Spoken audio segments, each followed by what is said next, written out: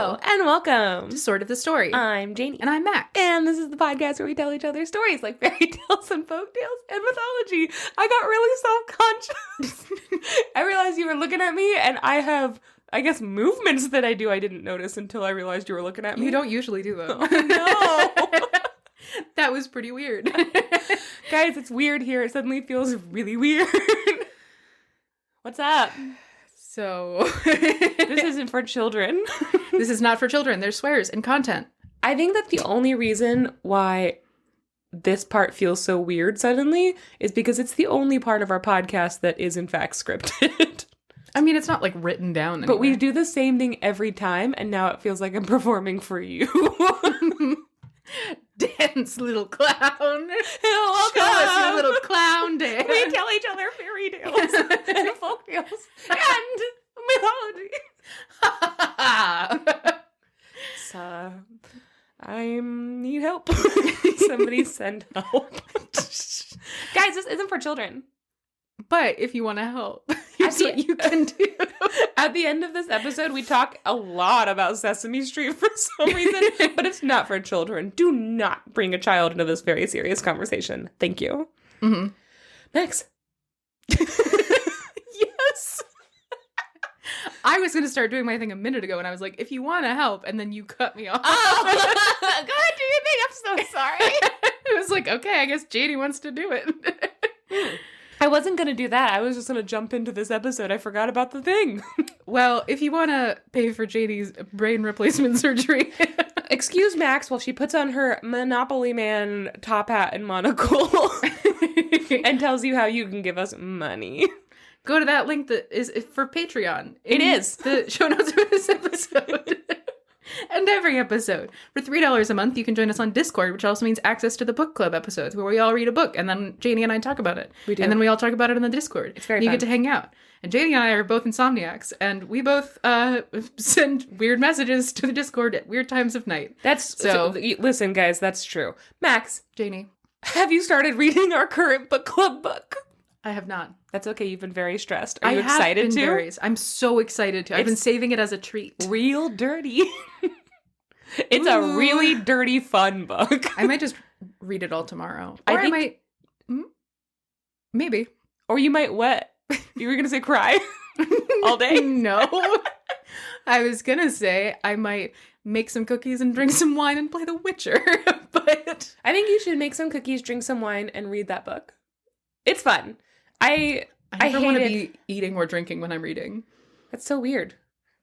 I like to be in a stew when I'm reading. Yeah. I read that entire book, the entirety of the book in the bathtub. Like I was in a little stew. Just making some Janey broth. Ew! Ew, Max, no! It is a very, Frothy. It's a frothy book. It's a frothy book. Max, keep going. I'm sorry. You were doing a great job. I was doing a great job. And you know what? You look great doing it. Hey, man. Thank you so much. You guys, you can join our book club if you want. For $3. It's only $3. That's a fucking steal. You're stealing from us. Or for $7, you can join us at the slightly higher tier on our Patreon, and you get a whole extra episode every month. It's a bonus episode that nobody gets access to except for our $7 Patreon subscribers. Mm-hmm. It's a full-length episode. We do the same jazz that we usually do in the public stuff that we now have like 119 episodes of, Oh my plus God. all of the off-topics, Yeah. plus all of the multi-part episodes. Yeah. But if that's not enough, you can get extra episodes every month, and you also get access to the back catalog of bonus episodes. So join us over on Patreon for $7, and you get more of this. And more of that. And now, the weather. Ah! Sunny! Jesus Christ. It's hot! Woo! My balls are on fire, Joan! My balls are on fire! Separate issue. Good fried egg on my belly button. Please don't. That's so gross. Feed it some soup. What? It's hot. Feed the egg some soup. And that was the weather. Did you like it? By the way, my weather app. So I have a weather app called What the Forecast. It's WTF, and it's sarcastic. I love it. Mm-hmm. But when you open it up, the loading screen is a sarcastic quote that they wrote. Like, it's not like from anyone. It's just like, God damn it, this is shitty. Got him. But so the one today, and it went so fast that I couldn't screenshot it, but I felt like it was a personal attack because the loading screen just said, like, it only takes an hour to drive to the moon and you'll be hot the whole time. Something weird. What? It was something weird, but I was like, it only takes you an hour to drive to the moon.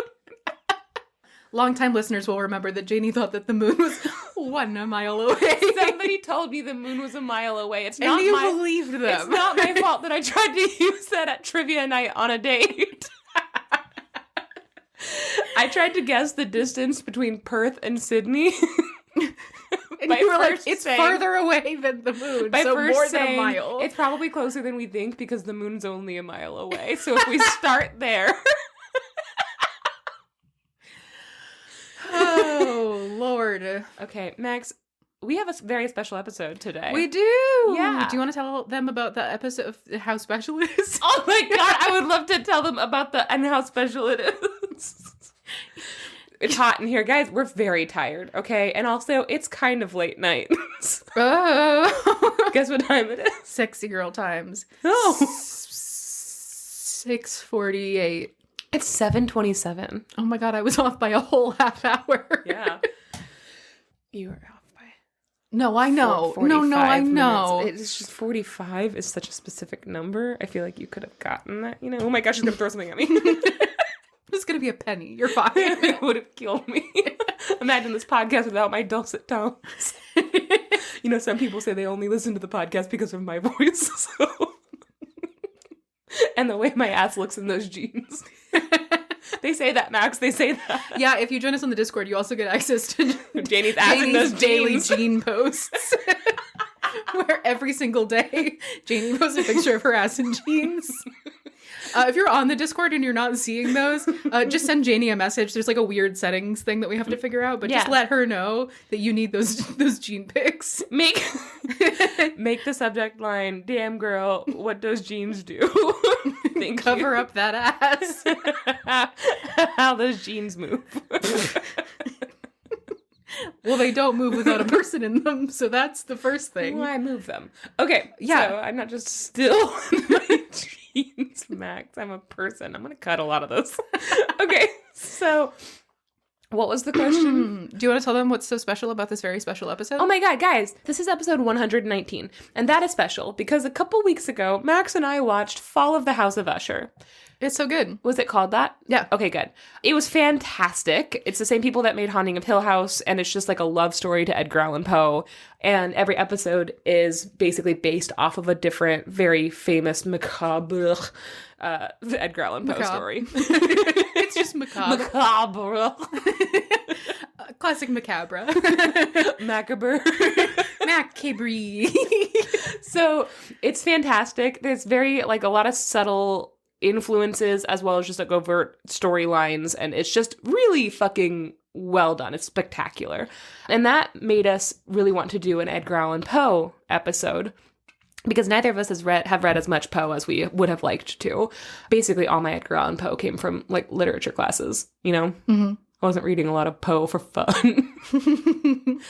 If you are somebody who reads Poe for fun, reach out. Poe fun. Problems. 119, January 19th. January 19th. January 19th is his birthday, and I thought that it would be fun if we did the Poe episode on 119, which is an homage to his birthday. I think you mean homage. Homage to his macabre birthday. Also, everyone should watch The Fall of the House of Usher. It's a really good TV show. It's on Netflix. And it's like every Edgar Allan Poe story rolled into one cohesive and beautiful storyline that is so cool and makes so much sense. And there's so many cool, weird references. And so scary. Also, yeah, there's a lot of really scary, really cool effects and stuff in it as well. Yeah. And also, baby girl Raul Coley is in it. So that's good. That's pretty good. What do you guys think about that? It has Raul Coley in it and also Carla Gugino, my wife. Yeah, very attractive cast. Very good. Also, gorgeous. The lady that plays Theo, hot as hell. God. She's really good in that. Yeah, she's married to the director. Mike Flanagan is the director. The term for a lot of his like cinematic stuff has become the Flanaganiverse. No. But he did, yeah. And when he goes to dessert, they all look at him and say, Flan again. They look at him disapprovingly. And he's like, it's pronounced flan. As he orders his 7th flan. Anyway, so that's what we're doing this episode. We are telling Edgar Allan Poe stories, and we're going to talk a little bit about Edgar Allan Poe as a person. Get ready to be grossed out. And yeah, that's what we're doing today. Yeah. 119. You guys fucking ready for some spooky tales? You better be.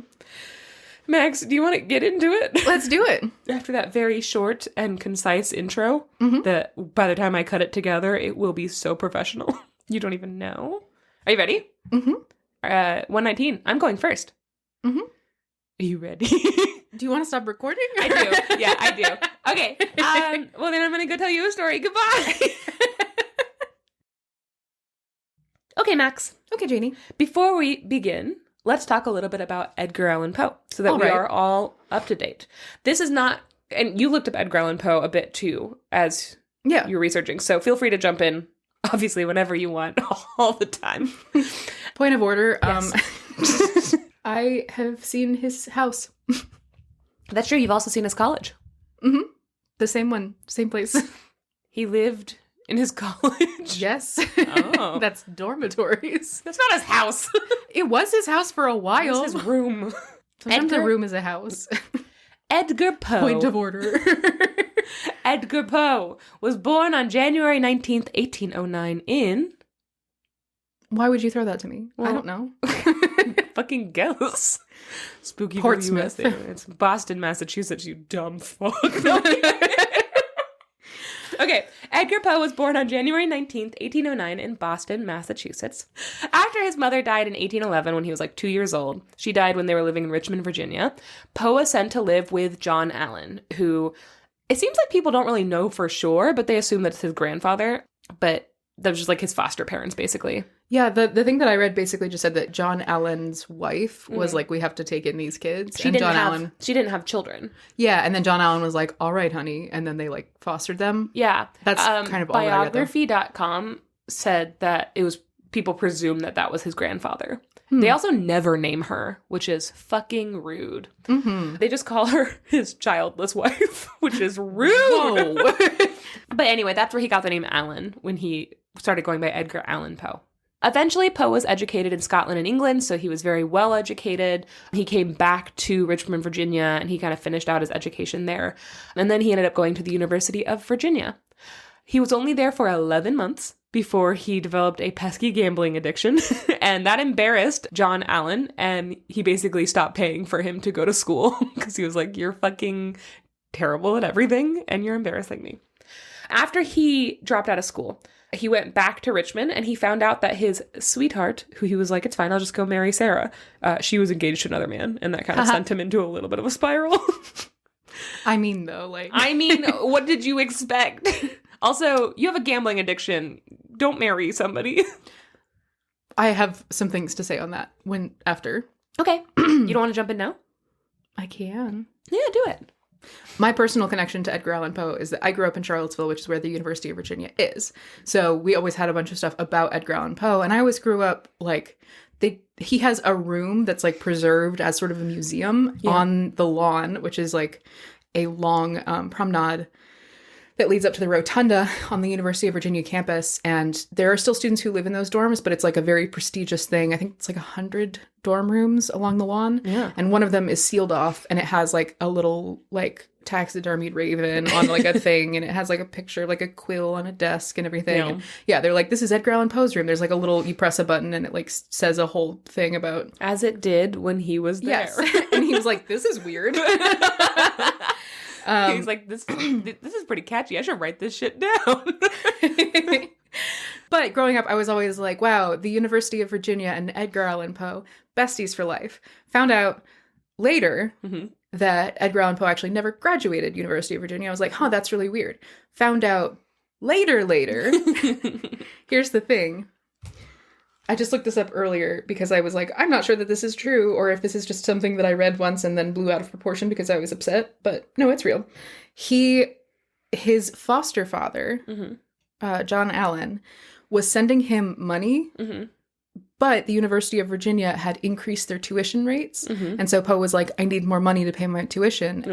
And his foster father was like, well, then make money. And so he refused to pay his student loans. So Poe went around to local businesses in Charlottesville and like borrowed money from them to pay his tuition. And then that still wasn't enough and he wasn't able to pay them back.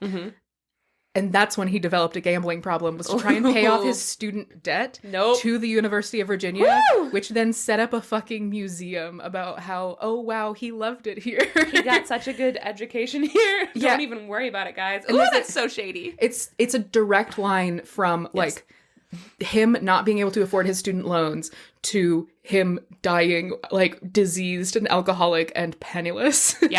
Yes. Straight line. Anyways, student loans. Student loans, guys. We're still doing it for some reason. And we're still doing it. Eventually, after he was very poor and had no other options, he joined the military. But after his foster mother died, his nameless, childless foster mother, after she died, John Allen bought his release from the army and then helped him get a position at West Point Military Academy because it was prestigious and blah, blah, blah. And he thought that it would be good for Edgar Allan Poe. For Gur. He got himself kicked out of West Point on purpose. Sure. He was like, I hate this. So he just stopped fucking going to things and they kicked him out. And then he moved to New York City, where he married his 13-year-old cousin, Virginia. This is the gross part. I didn't write this down because I was grossed out and I didn't want to read any more about this. But basically, they were like destitute and he decided he wanted to marry his 13-year-old cousin. And so he basically was like, hey, let me marry her. She wants to marry me too. And Virginia's like, I'm hungry. I would love to have some food. And so her brother or her like cousin, she had like an older male cousin who was like, absolutely the fuck not. Edgar Allan Poe was like 27 years old and just gross. And his cousin was like, no, not our 27-year-old cousin that has a gambling addiction and a problem with alcohol. Like, absolutely not. And so he wrote to her mother and he was like, hey, why don't you let me take Virginia and my, like, I think he had a wife because he was like, me and my wife will take Virginia and we'll like educate her and we'll basically pay for her over here, like proposing like a foster situation. To get her away from Edgar Allan Poe, right? He's like, let her grow up a bit. And Edgar Allan Poe wrote to her mom and was like, I can't believe that he would do this. He's like my worst enemy. And he doesn't want us to be happy. And please let Virginia decide for herself. She's old enough to decide to marry me. And like, just made all this stuff. And then finally he was like, what if I take you, your son, and Virginia in, and I take care of all of you, and I basically pay for you guys to survive. And since the other guy was only offering to take Virginia, and the mom still had another kid to think about, that's kind of what they did. And that's how he ended up marrying a 13-year-old. But also he didn't have any money.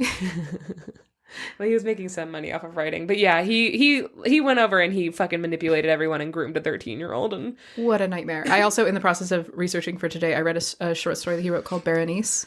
And it's about a guy marrying his cousin. And then, spoilers for Berenice, a short story that was written many, many years ago. So the first thing that happens is she gets really sick. And then he proposes to her. And then the eve of their wedding, she like appears to him in his room and she's like gaunt, thin, and she like smiles at him and he sees all of her teeth like glowing in the candlelight. And then the next morning she's dead. And then after that he keeps seeing like her ghost around.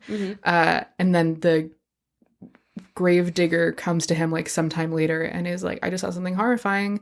Like she wasn't in the grave. Like, it was like she came out of it, kind of. And he realizes that he doesn't remember what he's been doing and that there's, like, a dirty trowel on the desk next to him. And that there's a little box and he, like, doesn't want to look in it. And he looks in the box and it's all of Berenice's teeth. Ooh. Yeah. Oh, gross. So Edgar Allan Poe fucked up a child groomer. Yes. Married his cousin. I did see some articles that were like, don't worry, lots of people said that they were more like brother and sister than anything. And I was like, no, they weren't. That's not the problem. And also, no, they weren't. I'm sorry. He was 27 and she was 13. They weren't like brother and sister. Thank you. Okay, eventually he started to make some money off of his writing. His very first story that he published, MS, Message in a Bottle. Yeah. But it was just MS, you know. MS in a bottle, yeah. He made $10 off of that, which Nice. at the time was like $350. Nice. That's a lot. It's a lot more than I thought it was. I was like, damn, he didn't make that much, but adjusted for inflation, pretty big. Poe had a problem with alcohol. Everyone knew this, but people said all the time that if he had one glass of champagne, he would get like blackout drunk. And his sister was the same way. And so I think that they were just allergic to alcohol. Yeah. I think that's what that was. And he was often seen drunk out in public. So I think he was allergic to alcohol and also had an addictive personality. Yes. You know? So, and also might have been a little bit dramatic. and had a flair for the dramatics. Virginia died in 1847 at the age of 24 after a 5-year-long battle with tuberculosis. And after that, he had like a few short relationships. Then, October 3rd, 1849, it was a rainy election day in Baltimore. Maryland. Joseph Walker, the compositor for the Baltimore Sun, was walking to the polls to I assume to get some information on how the election was going, when he encountered a man dressed in shabby secondhand clothes lying in a gutter. He was delirious and was like barely conscious, was just like coming in and out of consciousness, and he was like unable to move on his own. So Walker approached him and kind of turned it over. Was like, "Are you okay?" And then saw, like, to his astonishment, oh fuck, this is Edgar Allan Poe. Like, he's like super famous at this point. He's like, holy shit. And so he's like, hey, do you have any friends here that we can call to like, they can come get you maybe? Like, do you know anybody in this city? Why are you here? And Poe eventually came out of his like stupor long enough to give him the name Joseph E. Snodgrass, who was a magazine editor who had some medical training. Mm-hmm. Magazine editor, EMT. So a letter was sent to Snodgrass immediately asking him to come help. A letter? And he did. Yeah, he sent like a letter. It's weird. I read the letter. It was just like, hey, you got a friend here who needs your help. Come quick. And then in 5 to 7 business days, he had to send it through the U.S. Postal Service. He sent it by Raven, Max. Okay, don't be silly. The last anyone had seen or heard from Poe up till now was a week earlier on September 27th. Poe had left Richmond. He was bound for Philadelphia to edit a collection of poems. He wasn't even supposed to be in Baltimore, but between October 3rd, when he was found in the gutter in soiled clothes that were not his own clothes because they were much too big for him, and October 7th, which is the day he died, no one was able to get him to tell them what had happened. They kept asking him, like, why are you here? Like, you didn't make it to Philadelphia, and he just couldn't give them any answers. He was completely delirious. He was suffering from, like, hallucinations and stuff. In his hallucinations, when he was in the grips of this, like, kind of mania, he kept calling out for somebody named Reynolds, and to this day, nobody knows who that is. Oh. There's not even any guesses as to who Reynolds could be. There are many theories as to what caused his death. Do you have a theory? You mentioned that you thought it was alcoholism. No, the story that just goes around is that he, was an alcoholic. Was an alcoholic who died diseased and destitute, basically. So there's a lot of theories that come in about this, right? And I have my favorite one, which is basically everybody says that this is like, it's not, I didn't come up with it. It's just, this is the most prevailing one. But these are some of the theories. Some people think that he was beat to death. There was rumors going around that he had like an ex-lover who was mad at him. And so she sent like a henchman to go and beat the shit out of him. Or he was beaten by like, ruffians who wanted to rob him. Classic ruffians. Classic. It's also thought that he could have been a victim of cooping, which is this is the prevailing theory. Cooping was a method of voter fraud where gangs would kidnap a victim and then disguise them in multiple disguises and then force them to vote for a specific candidate multiple times under different identities. That's so fucking funny. It is fucking hijinks. But they would often That's the most Marx Brothers-ass political corruption I've ever heard of. I wrote nerds. So the fact that he was in other people's clothes that were much too big for him. Also, a lot of times this particular election booth, like the polling station, was known to have people who have been victims of cooping before. This was kind of where this gang hung out and committed these crimes. They would also force people to get really drunk. And remember, Edgar Allan Poe, I think, was allergic to alcohol. So this also would have made him extremely delirious. And then on top of that, they were like beating him and stuff. This one just makes the most sense for what day it was and what state he was in. But other people say that he could have just been very, very drunk and it had finally killed him. They did an autopsy on him. They found he had a brain lesion. So they were like, that's lesion every time. I even typed legion and then had to change it. He had a brain lesion. So they were like, that could have been it.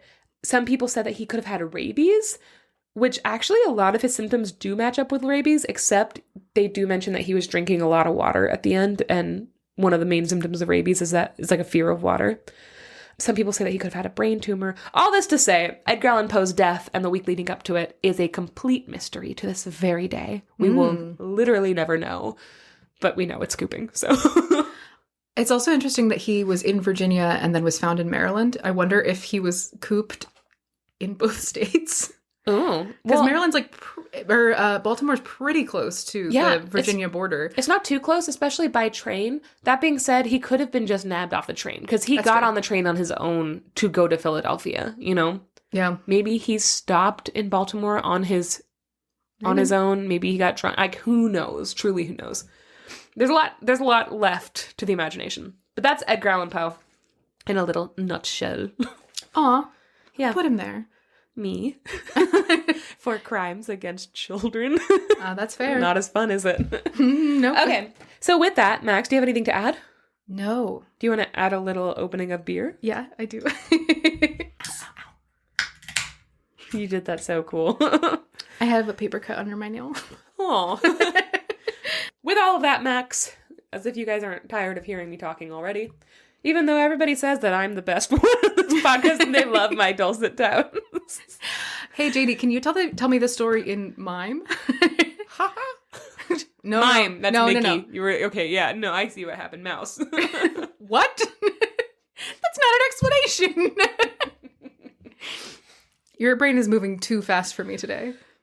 Earlier today, Janey asked me, do you think I'm taller in the summer like the Eiffel Tower? Apropos of virtually nothing. The way you said that sounds like a really iconic rap lyric. She says I'm taller in the summer like the Eiffel Tower. What? That's a really good line. It's sexy like. Okay. Someone emailed, I don't know, Donald Glover. Hey, somebody email Donald Glover. Tell him to listen to our podcast. I think he'd like it. I kind of think he might like it. Donald! You would love it here. It's, we are pretty childish. And we're a couple of Bambinos. He came up with his name through a random name generator online. That's really funny. The Commodores, the band, old band, they picked their name by flipping through a dictionary and then pointing. And the guy once said, he was like, it's actually really fortunate that we landed on Commodores because we were like one long fingernail away from commodes, which is toilets. Shaky Graves was asked how he came up with his name, and he was like, well, one night a bunch of us were camping, just a bunch of guys, we were out camping, and we were sitting around a fire, and we were like, okay, let's think of like the best names that we could, like best nicknames, and it always had like adjective and then noun, so he's like, so I was Shaky Graves, and somebody else was like Whistling Willows or something like that. Like, just like a bunch of like, you know, randomly things. And they were all pretty good. He's like, except my friend's little brother. He had passed out early. And so we called him Little Penis. Got him. Are you the one who told me about Midas Whale? Yes. Guys, on The Voice, I told you this last night. I was delirious from exhaustion. Our brains are not working. I just saw a friend-shaped void who was telling me a funny story. So on The Voice, they had a bluegrass duo, and they were the cutest things ever. And at one point, and their name is Midas, M-I-D-A-S, whale, like the animal. And the judges were like, how'd you come up with your name? That's like a really good bluegrass name, right? Mm-hmm. Like, and one of them goes, well, I looked at him and I said, we should go on The Voice. And he said, and the other guy goes, might as well. And they did not laugh. The audience roared and they were like, mm-hmm. Pretty good. Okay. So Max, today I am going to tell you We're 1 hour in. We are 40 minutes in. I'm going to have to do a lot of editing of this episode. I'm so sorry. The stories are short. It's fine. Okay, so I'm going to tell you, Max, Janey. The Telltale Heart. Oh. Consequently, the only one I remember studying. I guess that's not true. I also studied The Raven and The Pit and the Pendulum and The Masque of the Red. You know, I actually did a lot of Edgar Allan Poe now I'm thinking. I don't remember. The Cask of Amontillado really fucked me up. I did not study that in school. I read that on my own. When I was 10 years old, I read that on my own. I think I was 10. I could have been 8. Either way. Not 9, though. I was in Florida. I wasn't 9. I was in Florida. So I was 8 years old. Or 10. I wasn't 10. Okay. I was in Missouri at 10. Okay. Listen, I know where I was. I was in Florida. I had read on my own The Cask of Amontillado.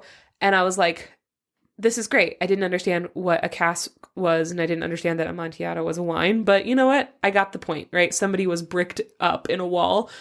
And that gave me nightmares for like a week. I just had these horrible, horrible dreams of being buried alive. I was like, oh my God, I was hearing the fucking bells of those jingly little hat. Like I was just so upset. Was like that in the story? Yeah, he's dressed like the clown. Like in the what the guy was dressed up as, that's what the character is. Fortunato is. I don't remember that at all. Yeah. So I was like seeing all of this. I was like so upset. And then that same week, a little girl in the town next to mine, like 10 minutes away, went missing, or she had gone missing before I read the story. They found her like 3 days later after I had read the story, and she had been buried alive. Like somebody had fucking kidnapped her and buried her alive, and that's how she had died. Jesus Christ. Yeah.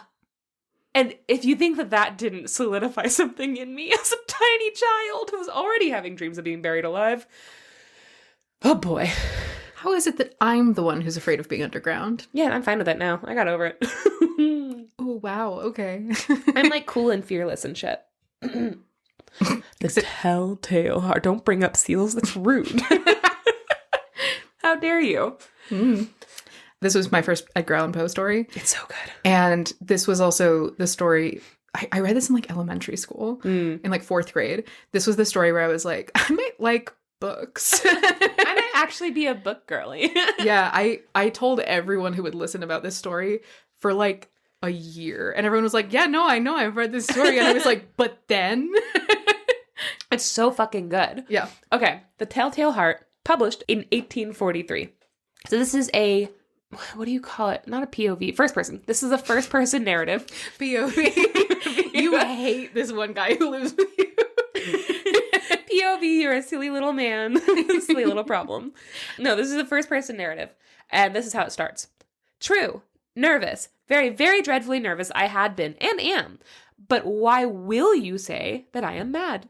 The disease had sharpened my senses, not destroyed, not dulled them. Above all was the sense of hearing acute. I heard all things in the heaven and in the earth. I heard many things in hell. How then am I mad? Hearken, and observe how healthily, how calmly I can tell you the whole story.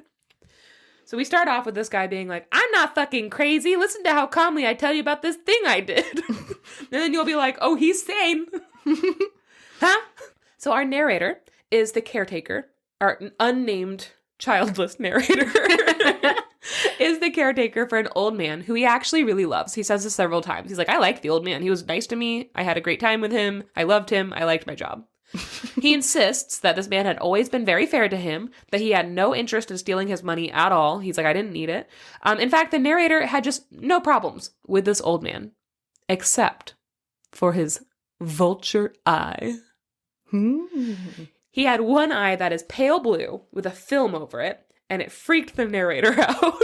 Cataracts. It was just cataracts, and this guy didn't like it. Every time that eye would like look at him, the narrator's blood would just run cold. And eventually he was convinced that this was some great evil and that he must get rid of it. So he eventually made up his mind that he must kill the old man. Quote, you fancy me mad. Madmen know nothing, but you should have seen me. You should have seen how wisely I proceeded, with what caution, with what foresight, with what dissimulation I went to work. Not Mad Max, okay? He had a plan. For the whole week leading up to the murder, the narrator was as kind and attentive as ever. He had never been nicer to the man, and he had been very, very happy. And more importantly, this old man had no idea that every night at midnight, the narrator would sneak up to his room and slowly open the door. And he would carry with him a lantern that was completely closed so that no light shone out and he could carry it in the dark. And he had opened the door so gently that it never made a single sound. And after it was opened and he had sat still for a few minutes in the room, just not breathing and listening, making sure the room was quiet, he would stick his head through the door. And he said, "Oh, you would have laughed to see how cunningly I thrust it in." Things you can say in bed and also when you're trying to spy on an old man who is asleep. In bed. He didn't want to wake the old man up, and he claims that it would take him an hour just to get his whole head through the door, which is so scary. What if the guy was awake? Just watching him just slowly over the course of 1 hour smiling and sticking his head through a dark doorway. Terrifying. And he said, "Ha! Would a madman have been so wise as this?" No. After his head was fully in, he would carefully, cautiously, because it had creaky hinges, undo the lantern just enough for a single pinprick of light to shine through and onto the old man's vulture eye. And for 7 nights in a row, the eye was always closed. The old man was fast asleep, and since the narrator didn't have a problem with the old man, he would leave. He's like, "Oh, not today then." That's fine. I guess he's not home. I guess the eye does not want to be murdered today. Every morning, he would walk into the old man's room, and he would get him out of bed, and he'd be like, "How did you sleep? Do you want some breakfast? Let's get you dressed. The day is wonderful." And he'd throw open the shutters, and he would just be very loving. And so the old man had no idea what was happening in his bedroom every night at midnight. He just had no clue. On the 8th night, however, everything changed. He was just as cautious opening the old man's door, more so even, Max. Okay, that night he was extra cautious, okay? So not crazy. He said, quote, "A watch's minute hand moves more quickly than mine did." So for whatever reason, on this night, the narrator felt powerful, triumphant. He just knew. He's like, "This is going to be my night." And he kind of maybe chuckled to himself a little bit. This old man doesn't even have a clue that I'm in here smiling with my head in his doorway. And perhaps that chuckle woke up the old man because he suddenly moved in his bed as if startled. The shutters were closed tight because the old man was afraid of robbers coming in and stealing all his money. So the room was pitch black. So the narrator just continued to push the door open so slowly. Once he had his head in the door, he went to open the lantern, but as soon as his thumb slipped on the fastening, the old man sat up and yelled, "Who's there?" And the narrator kept still and said nothing. And he stood there for an hour, not moving a muscle. But neither did the old man. He'd never heard the old man lie back down. So they were just sitting there, frozen, listening for the other one to move. For an hour. Eventually, the old man groaned in terror. The narrator was sure this was a groan of terror, okay? This wasn't pain. It wasn't grief. He knew what that sound was because he had made that sound a lot lately. I'm so scared. Wah.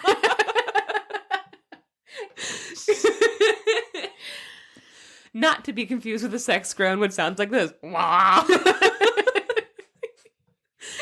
This was, quote, "the low, stifled sound that arises from the bottom of the soul when overcharged with awe." Wah. Wah. That sounds like Waluigi giving birth. Yeah, terrifying. Glad you agree. The narrator heard this, and he recognized it. He had made this sound many a night. Ah. When he couldn't sleep, and he was feeling suddenly terrified and anxious.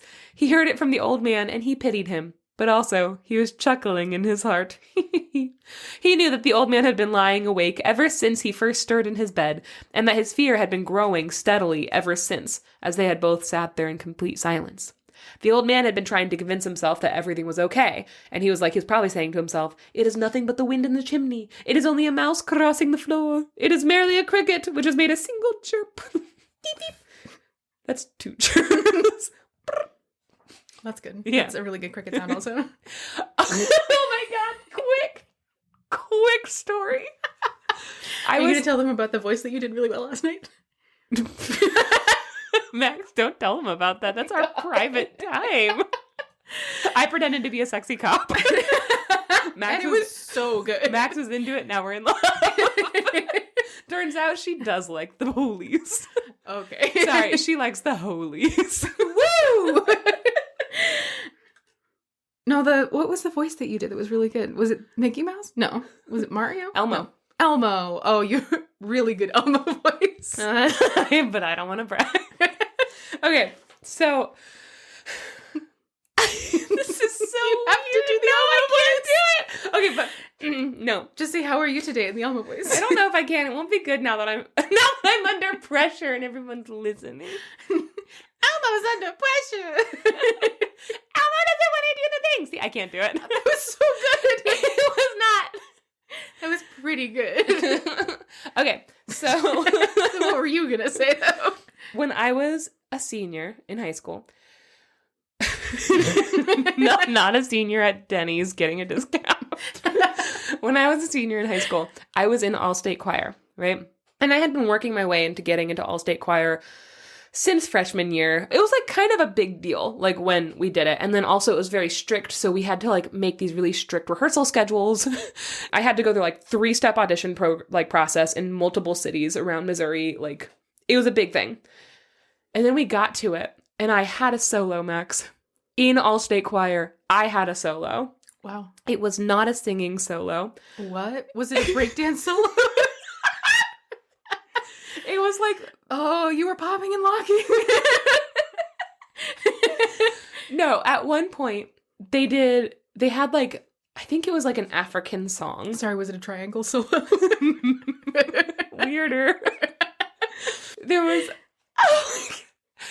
was like an African song and I don't remember anything about it except that like, it was like a story song in a different language and all this stuff.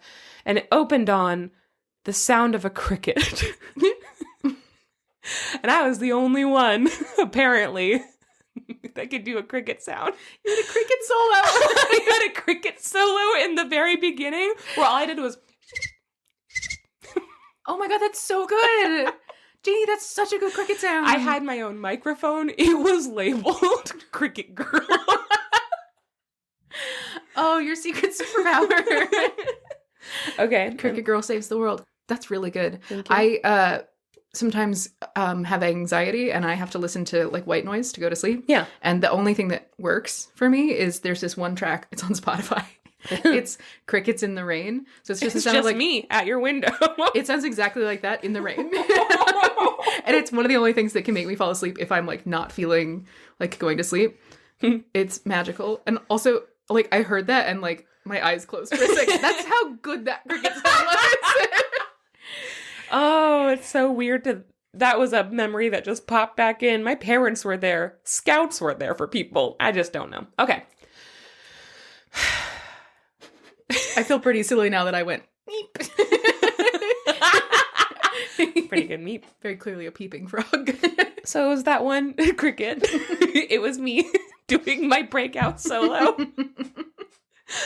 Okay, so the old man was like, it could have been any of these things, including Janey doing a cricket noise. But he hadn't been able to convince himself of any of these excuses because, quote, death, in approaching him, had stalked with his black shadow before him and enveloped the victim. And it was the mournful influence of the unperceived shadow that caused him to feel, although he neither saw nor heard, to feel the presence of my head within the room. So after waiting for a long time, again, just a this is so scary. After waiting for a long time and not hearing the old man lie down, the narrator was like, I'm just going to open the lantern a little, just a little. And so slowly, a ray as thin as a spider's thread shot out from the crevice in the lantern and fell directly upon the vulture eye. And it was open, Max. Wide open. And as soon as the narrator saw that open, staring, terrified blue eye, he got furious. He's like, you want to fucking fight me? Like two cats. Like two cats seeing each other in the hallway. Quote, all a dull blue with a hideous veil over it that chilled the very marrow in my bones. He couldn't see anything else with the old man's face, just that damned eye. And as he stood there staring at the evil eye, these are all things he calls the eye, quote, there came to my ears a low, dull, quick sound, such as a watch makes when enveloped in cotton. I know that sound well. It was the beating of the old man's heart. Or was it a cricket? Underneath a blanket. The old man was fucking a cricket. He didn't want the guy to find out. That's his girlfriend. This sound grew louder and louder in the room, faster with the old man's rising terror, and the rest of the house was so silent. It was deadly silent. Now, a new anxiety seized the narrator. What if the old man's beating heart woke the neighbors? That's how loud it was in this room. He had to end it, and quickly. So the narrator yelled and threw open the lantern. The old man shrieked once, just once, but the narrator was quick. He dragged him off the bed and onto the floor, and then pulled the heavy bed on top of him, crushing him. He waited for a long time.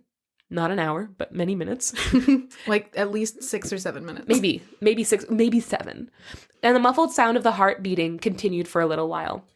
But soon it stopped, and their narrator was pleased. The old man was dead. He pulled the bed off of him, and he placed a hand on his chest, and nothing stirred. The heart was still. Quote, he was stone dead. His eye would trouble me no more. If you still think me mad, you will think so no longer when I describe the wise precautions I took for the concealment of the body. Get ready to eat your words, Max. First, he dismembered the corpse. He cut off the head, the arms, and the legs. Then he pulled 3 planks up from the floor and put all the pieces of the body inside. Then he replaced the boards so cleverly. No eye, including that eye, would have been able to detect that they had been disturbed. You thought he was crazy. I feel like a real goon now. You stupid whore. Jesus. And the best part? What's the best part of this? No more eyeball? No blood to clean up. Ah. He had done all of the dismembering in the bathtub. Quote, ha ha! End quote.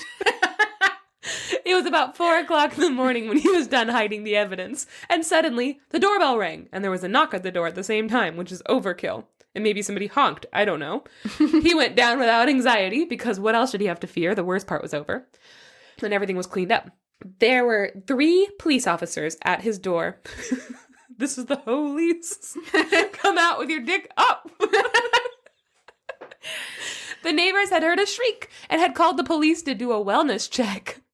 The narrator smiled and welcomed them all inside. He explained that he had shrieked, like that was him, sorry, because he had had a bad dream, and that they were welcome to search the house. In fact, he took them around every single room. He's like, search everything. Like, seriously, go nuts, guys. Search everywhere you can think of. Like, literally, your house is my house, is this old man's house. He told them that the old man was visiting the country at the moment, so his room was empty, and he took them into the old man's room because he was feeling super cocky, and he showed them all his valuables, proving that they were there, safe and sound. Nobody's coming in here doing anything shady. Then he did something he shouldn't have done. As opposed to all the other rational things he's done so far in the story, Now he's gonna fuck up. He brought chairs into the room, and he told them to rest for a bit there. And they were like, why don't we go down to the living room? And he's like, no, in my employer's bedroom. It's fine. This will work. This is good, actually. He had to bring all those chairs up the stairs. It was a long trip. And he was like, so, the police, like, what's going on here? What is this thing between us? All 4 of us. He set his own chair right on top of the floorboards where he had just hidden the body parts. And the officer sat and began to chat with him fairly happily, and his manner had convinced them basically that nothing was wrong, and so now they were just hanging out at 4 a.m. At first, the narrator was also chatting pretty happily. He was asking questions and answering questions, had no fear, but then something happened. His ears began ringing, and they kept chatting, but his ears kept ringing. And as he talked like a little bit louder, the ringing got a little bit louder, and then he realized it wasn't a ringing. Quote, it was a low, dull, quick sound, much such a sound as a watch makes when enveloped in cotton. He gasped, just like that, Max. Good job. Thank you. And on Foley. I was actually a solo Casper in my state choir. You were a solo Casper. He gasped, But the officers didn't hear anything. They kept talking, so he talked even louder. He stood up and began to argue over nothing with them with sudden wild, violent gestures and a higher tone of voice, but the noises just got louder. Quote, I raved, I swore, I swung the chair upon which I had been sitting, and grated it upon the boards, but the noise arose over all and continually increased. I don't know if he actually did this, because the officers, according to him, just keep talking. And if they're all talking and having a good time and he just suddenly starts swinging his chair around and screaming, I feel like they would have stopped. It grew louder and louder, but the officers just sat, pleasantly chatted. He was in awe that they couldn't hear it. But then it occurred to him, Max, they could hear it. Everybody's in on it. No gasp. They're all trying to make him feel crazy. You missed your... And he's not. Oh my God, he's not. They suspected. They knew. They were mocking him by sitting there pretending they didn't. They were playing with him. He needed this to stop. Anything would be better than this game they were playing, which was leaving him in absolute agony. The beating of the old man's heart was driving him mad. Quote, I felt that I must scream or die. And now, again, hark, louder, louder, louder, louder. So he jumped up and he screamed, villains! At which point the officers just like dropped their cakes that they were holding. What? He said, dissemble no more. I admit the deed. Tear up the planks. Here, here. It is the beating of his hideous heart. The end. The end. So that's how he got caught. Not because he's crazy. No. Because they were crazy. They were crazy and they were trying to trick him. They were trying to trick him, and so he had to tell them what he had done. I have a reading of this story that I really like. Mm-hmm. I don't know if this is like a commonly accepted reading or not, but this is also for background. 4th grade, read the story for the first time. Yeah. This was also how my 4th grade language arts teacher taught me my class about the concept of an unreliable narrator, where she's like, do you think that he had to kill the old man like he said he did? God, or do you think 4th grade teacher is really fucking going... I'm thinking about what our 4th grade teachers teach. It's not this. Miss Faith did not play. She was wild. Love it. But she was like, do you think that he did have to? Do you think that do you think that the officers were in on the joke? And all that kind of stuff. And so she was like, so this is a story being told by someone who you can't trust. Mm-hmm. So once you realize that, it takes everything in the story into question. It's hard to tell what's real in the story sometimes. Yeah. And I took that when I was much younger to be like, oh, so maybe maybe none of it's real. Like, obviously something is real in this story or else it wouldn't be a story. But the way that I interpreted it is the idea that he's like, I was so clever.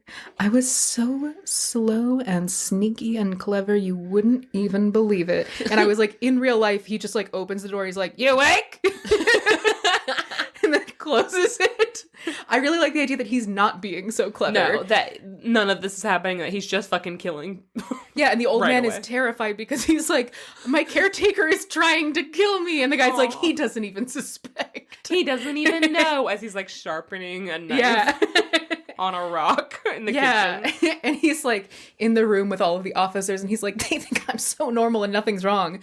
And they're looking at this guy like, he's covered in blood. Yeah, and he's just talking and ranting and raving, and they're like, so what have you been up to tonight? Or what's up? We're just waiting for backup. Yeah, exactly. They press the secret alarm button or whatever.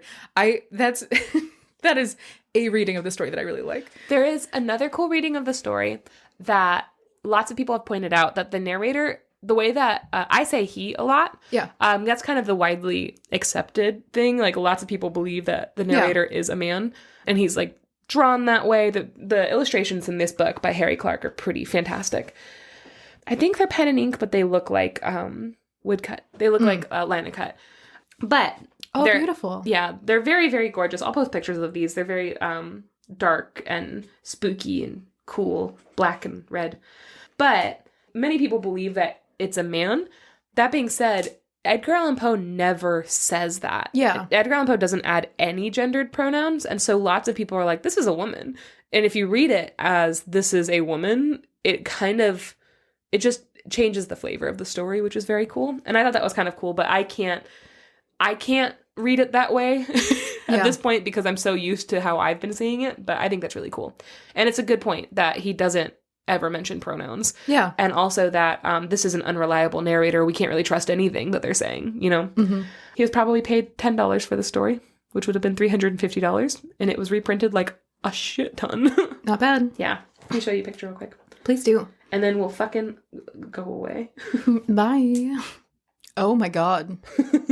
Oh my god. Okay, so this is like almost, it reminds me a little bit of like Roald Dahl's illustrations than like the witches and stuff like that. It's this guy with a very like heavy featured face. He's got like a really big eyes and a really heavy brow, and he's like balding, and he has a huge like pointed nose, and he's very skinny and like he's balding but with long hair in the back. Yeah, long red hair in the back. He looks crazy. Yeah. Look at his toes. Can you see his toes?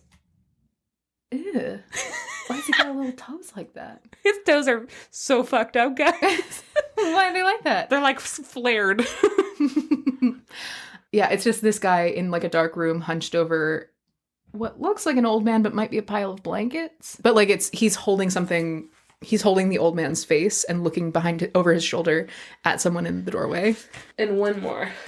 It's that same spooky guy. Oh, you know who he looks like? He looks like in Quest for Camelot. Yes. Not Rhaegar. That's the bad guy in Quest for Kamala. Quest for Kamala. It's going to be the biography about Kamala Harris. Woof. It's made by Disney. So he also kind of looks... Well, that guy is just the same character design as the bad guy from Mulan.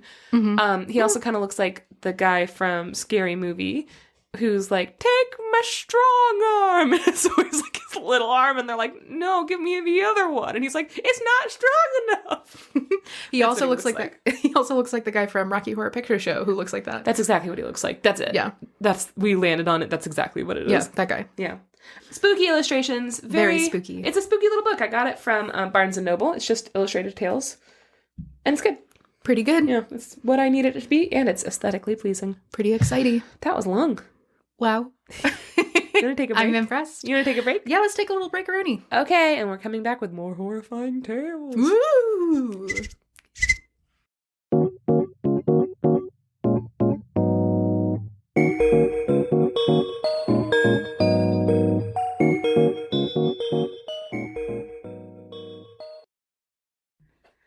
Okay, Janey. Okay, Max. I get a story for you today. Okay. It's by Edgar Allan Poe. Oh, I've heard of him.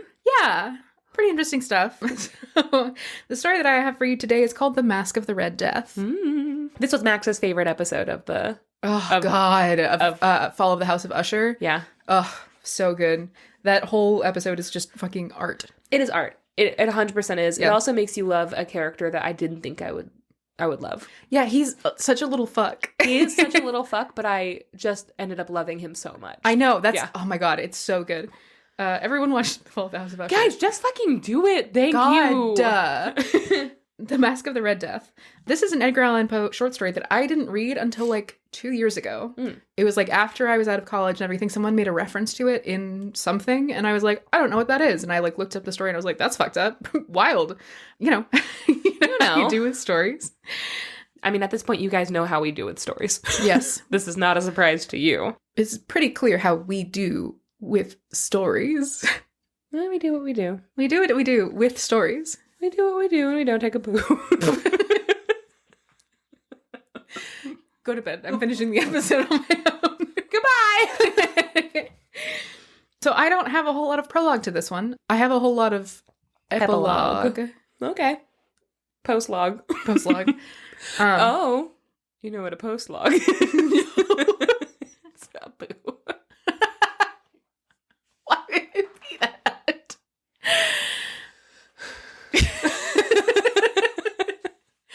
Janey just looked at me with a fierce exhaustion in her eyes. If you're annoyed, I have to live here. Right? We both have to live here. I've been here we all live in a house together. the time. I hang out with you all the time. I walked for 2 miles today without you. And then you came home and told me all about it. I know. Edgar Allan Poe says the word poop twice in Message in a Bottle. I think it's a ship term, I guess, but he keeps being like, oh, the wind's in our poop. I'm like, no. The poop deck. It's not that, though. No, but the poop is short for the poop deck. It's like an area of the ship. It's just, it comes out of nowhere, and it's always like, oh, the poops in our, is windy. The poops in our butt. Now that we can do the poops in our butt. It's very jarring to have his, like, Victorian speak along with, Oh, the poop is windy today. I wonder if anybody will find this bottle that I throw off the poop. Just use the toilet, my guy. You don't have to poop in a bottle. You're at sea. You don't have to poop in a bottle. You just have to rub me the right way. Like a baby when you rub their belly to make them stop burping. You know.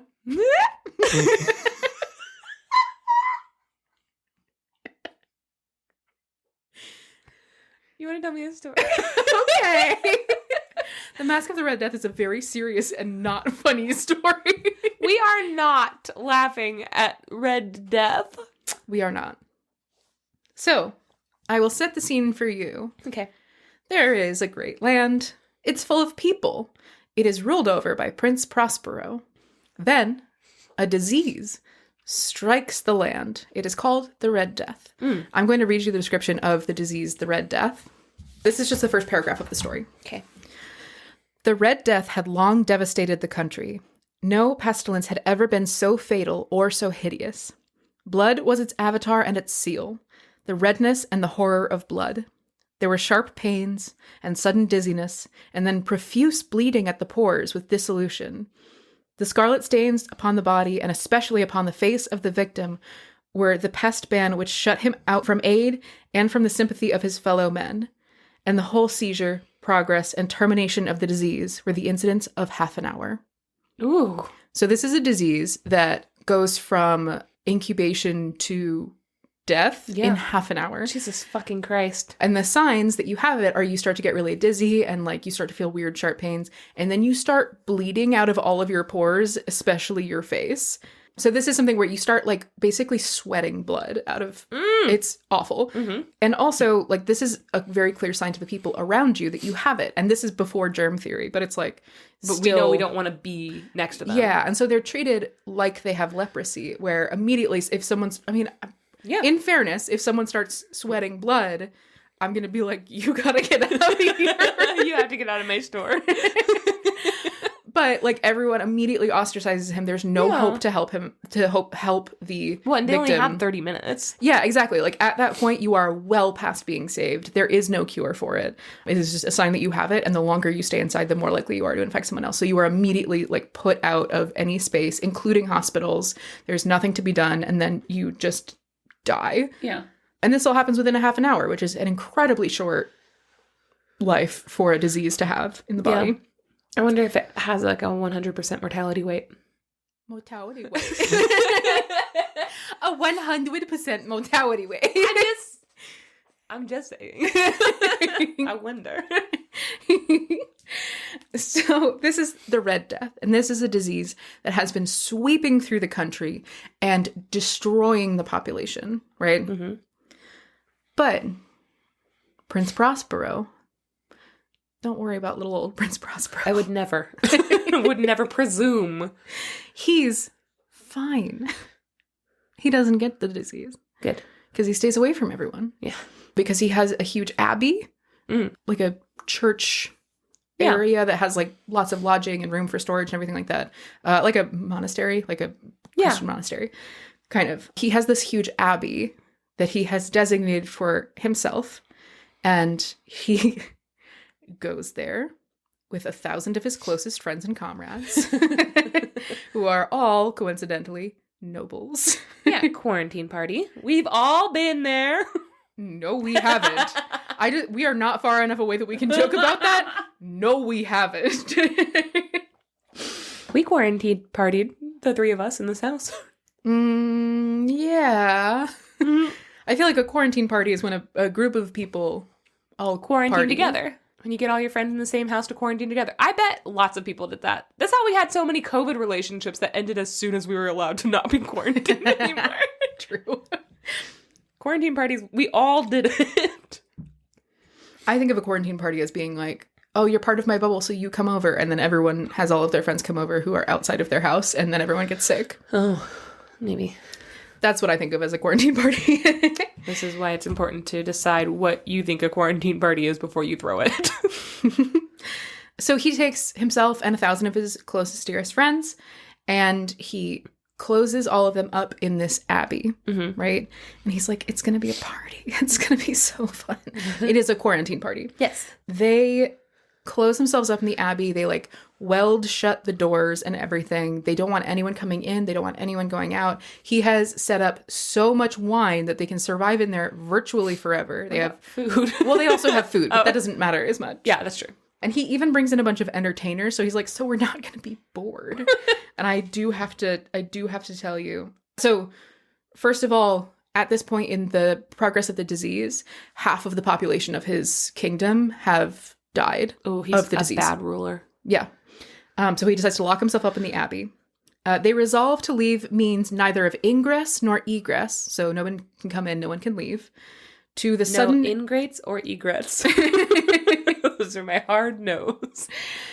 They resolve to leave means neither of ingress nor egress to the sudden impulses of despair or of frenzy from within. So they're like, we don't want anyone coming in and like getting all of us sick, but we also don't want anyone being like lame and trying to leave the party early. So we're gonna... Oh yeah, not letting them leave is Yeah. problematic. Pretty wild. Yeah. But they're like, someone might have like an attack of morality and be like, I shouldn't be in here with all my best friends having a party while the world is dying. And we just don't want them to like leave. So Yeah, they'll go out and tell everyone that we're partying while they're dying. yes. So this is a party in defiance of contagion. They're like, we're just going to laugh in the face of the Red Death and we're too rich for this shit. Blah, blah, blah. We've all been there. Yep. Quote, the external world could take care of itself. In the meantime, it was folly to grieve or to think. Where they're just kind of like, they'll be fine or they won't. And we're going to be in here. So... Yeah. Fucking rich people. yeah, so he brings in all of his friends and he also brings in entertainment. What kind of entertainment would you bring to being locked in a place for an indeterminate amount of time? Sex workers. Oh. That's not one of them, actually. Okay, jugglers. Sure, yes. Opera singers. Yes. Dancers. Yes. Clowns. Yes. Um, Let me ask you this. What kind of entertainer would you absolutely not bring to a situation where you are locked in and can't leave for an indeterminate amount of time? magician comedians. Yes. Improvisers. Yes. Got there. Got it in 7. There were buffoons. There were improvisatori, Nope. which is an Italian term for people who would improvise poems, Oh. like bards. It's Yeah. like, you're just gonna get a pile of improvisers in here, in closed space. And give them free wine? Ever? They're never off. Ever? They don't turn off, guys. Max and I dated our share of improvisers. Several. I was an improviser. But I was one of the cool ones that you Yeah. want to date. There were buffoons, there were improvisatori, there were ballet dancers, there were musicians. And Francis, don't forget him. You didn't even mention Francis. He was there. Francis was Little Prince Prospero. He is. There were musicians, there was beauty, and there was wine. Oh. So, all these and security were within. Without was the Red Death. Mm-hmm. So he's made himself like a little bunker. Yeah. It doesn't say at any point in this story specifically that this is a weird fucked up orgy, but it is obviously a weird fucked up orgy. This is obviously This a is weird fucked up definitely orgy. a fuck bunker. Yeah. Like, the only entertainment they really have at the end of the day when the improvisers are still going and everyone's trying to escape them is sex with each other. the only thing that really terrifies improvisers is physical and emotional intimacy. But the wine will get rid of that. Have you ever been told I love you by an improviser after they clean their room for the first time in 8 years? We gotta cut this. I have! So they all lock themselves in this abbey, the fuck bunker, and they hang out. And everything's great in the fuck bunker. Everything is great in the fuck bunker. No worries. How do I make that the title of the episode? We need to quick say it in a way that I can title. It's always 5 o'clock somewhere in the fuck bunker. Everything's great in the Boink Bunker. Done it. Welcome to Margaritaville in the fuck bunker. See, my problem is the word fuck bunker. Oh, I thought it needed to be catchier. No! We don't need to Jimmy Buffett the fuck bunker. We need to change the curse.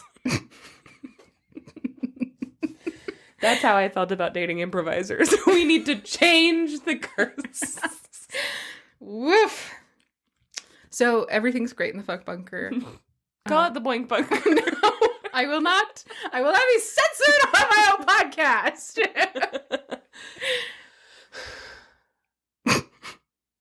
Bunker, I hardly know her.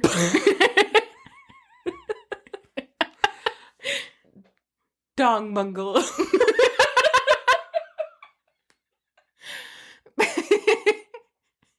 A dongalo. Dongalo is the rejected fifth Ninja Turtle.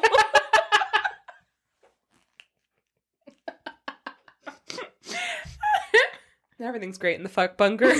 Go ahead.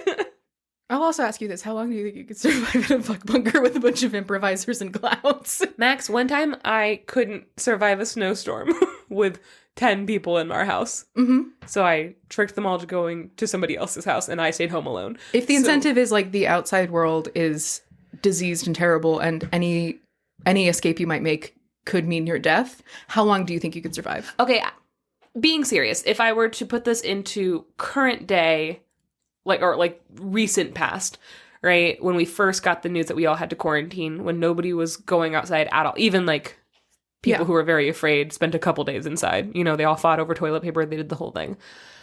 If a wealthy person that I knew was like, hey, we're all quarantining, nobody's leaving at my giant mansion, there's going to be a Party shit ton at of the fuck wine. bunker. Yeah, like come over. We also might hook up. Who knows? But like, I literally have a bunch of entertainers and stuff going too. I would go. You would go. I would have gone. But how long would you stay? I think I would sneak out after date 2. You fucking would too. You would bring a bunch of people to the fuck bunker and then you would sneak out. And I would be one of them and I would fucking die. I would tell you that I was leaving. I think no, I wouldn't. You were who I used to get everyone to the other place. Now I would. Current day Janey and Max, I would make you leave with me. How long would you last? Like on the outside, I think 2, maybe 3 weeks. In the fuck bunker. In the fuck bunker. Not on the outside of the fuck bunker. No. No. Window. To be clear, this Sad. is before I exit this fuck bunker. Janey, there are no windows in the fuck bunker. Come on. That's rookie shit. It's underground and someone might see your butt. I would never get naked. I would never touch a single person in the fuck bunker. I would have a bunch of wine and the next morning I would dip. Anyone who tried to touch me, I'd be like, no, thank you. Well, I'm feeling a little under the weather. Maybe you just go. Get off me, Jerry. So I guess the answer is no thanks to the fuck bunker. It's not. I would have gone. I would have left early, but I would have gone. You would have Irish goodbye the fuck bunker. I would have taken so much wine. I think that's the Italian goodbye. It's the Italian goodbye. I steal all their wine and head out. So 5 or 6 months later. No. 5 or 6 months later, Prospero decides that they're having so much fun, they should throw a party. They're... What? What are they doing? Sudoku? Fucking... They're having sex the whole time. Yeah, that's the thing that's crazy to me. I read this story 3 times before I noticed that detail, because it literally just says, it was toward the close of the 5th or 6th month of his seclusion, and while the pestilence raged most furiously abroad, the Prince Prospero entertained his 1,000 guests at a masked ball of the most unusual magnificence. Did they bring their masks beforehand? How are they getting these masks? Great question. Because I doubt, if his whole plan was to have masks on the ready because he wanted to have a masked ball, he would have used that at week 2, you know? As like a celebration. Yeah. 5 or 6 months, this does seem improvised. Where are they getting the masks? Answer me that, Prospero. Riddle me that. Max, from the Quena store. I've always wanted to go to an orgy. What? But imagine you go to an orgy and there's no circulated air conditioning. Mm-hmm. And deodorant hasn't been invented. And everyone has syphilis. And all anyone has consumed is rich food and wine. And there's no indoor plumbing. I've never seen you make this face. This is gonna sound so mean, but you were making a perfect blobfish face. No, yeah, I was doing a cartoon frown. You were, but your glasses are pushed down, and so you're it's like pushing down on your nose. It's so good. It's just smelly and hot and sweaty. Ugh. I want to take a shower thinking about this. Okay, but imagine you go to an orgy, and this is gonna sound crazy for me, okay? But it's in a meat freezer, like a big one. Is there meat there? No. Okay, I feel like that's an important note to make. Maybe. It's off to the side, though. It's not like hanging. Why not like an ice rink? Okay. It's in an ice rink, okay? But there's no ice on the ground. It's just like it's in a refrigerator, okay? I could do that. You absolutely could not. I think... You wouldn't even last one day in a slightly chilled freezer. Max, I am so likely to escape the heat by fucking. The only way you're going to get me to participate in an orgy is if it's too cold in the room I'm in. For warmth. I am orgying out of survival at that point. And that's a little tip for all of you orgy hosters. You want me to be involved in the orgy? Crank up that AC.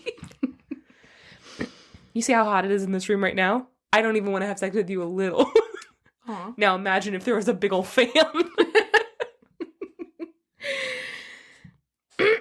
So, 5 or 6 months in, he decides to throw a masquerade ball for all of his 1,000 best friends in the bunker.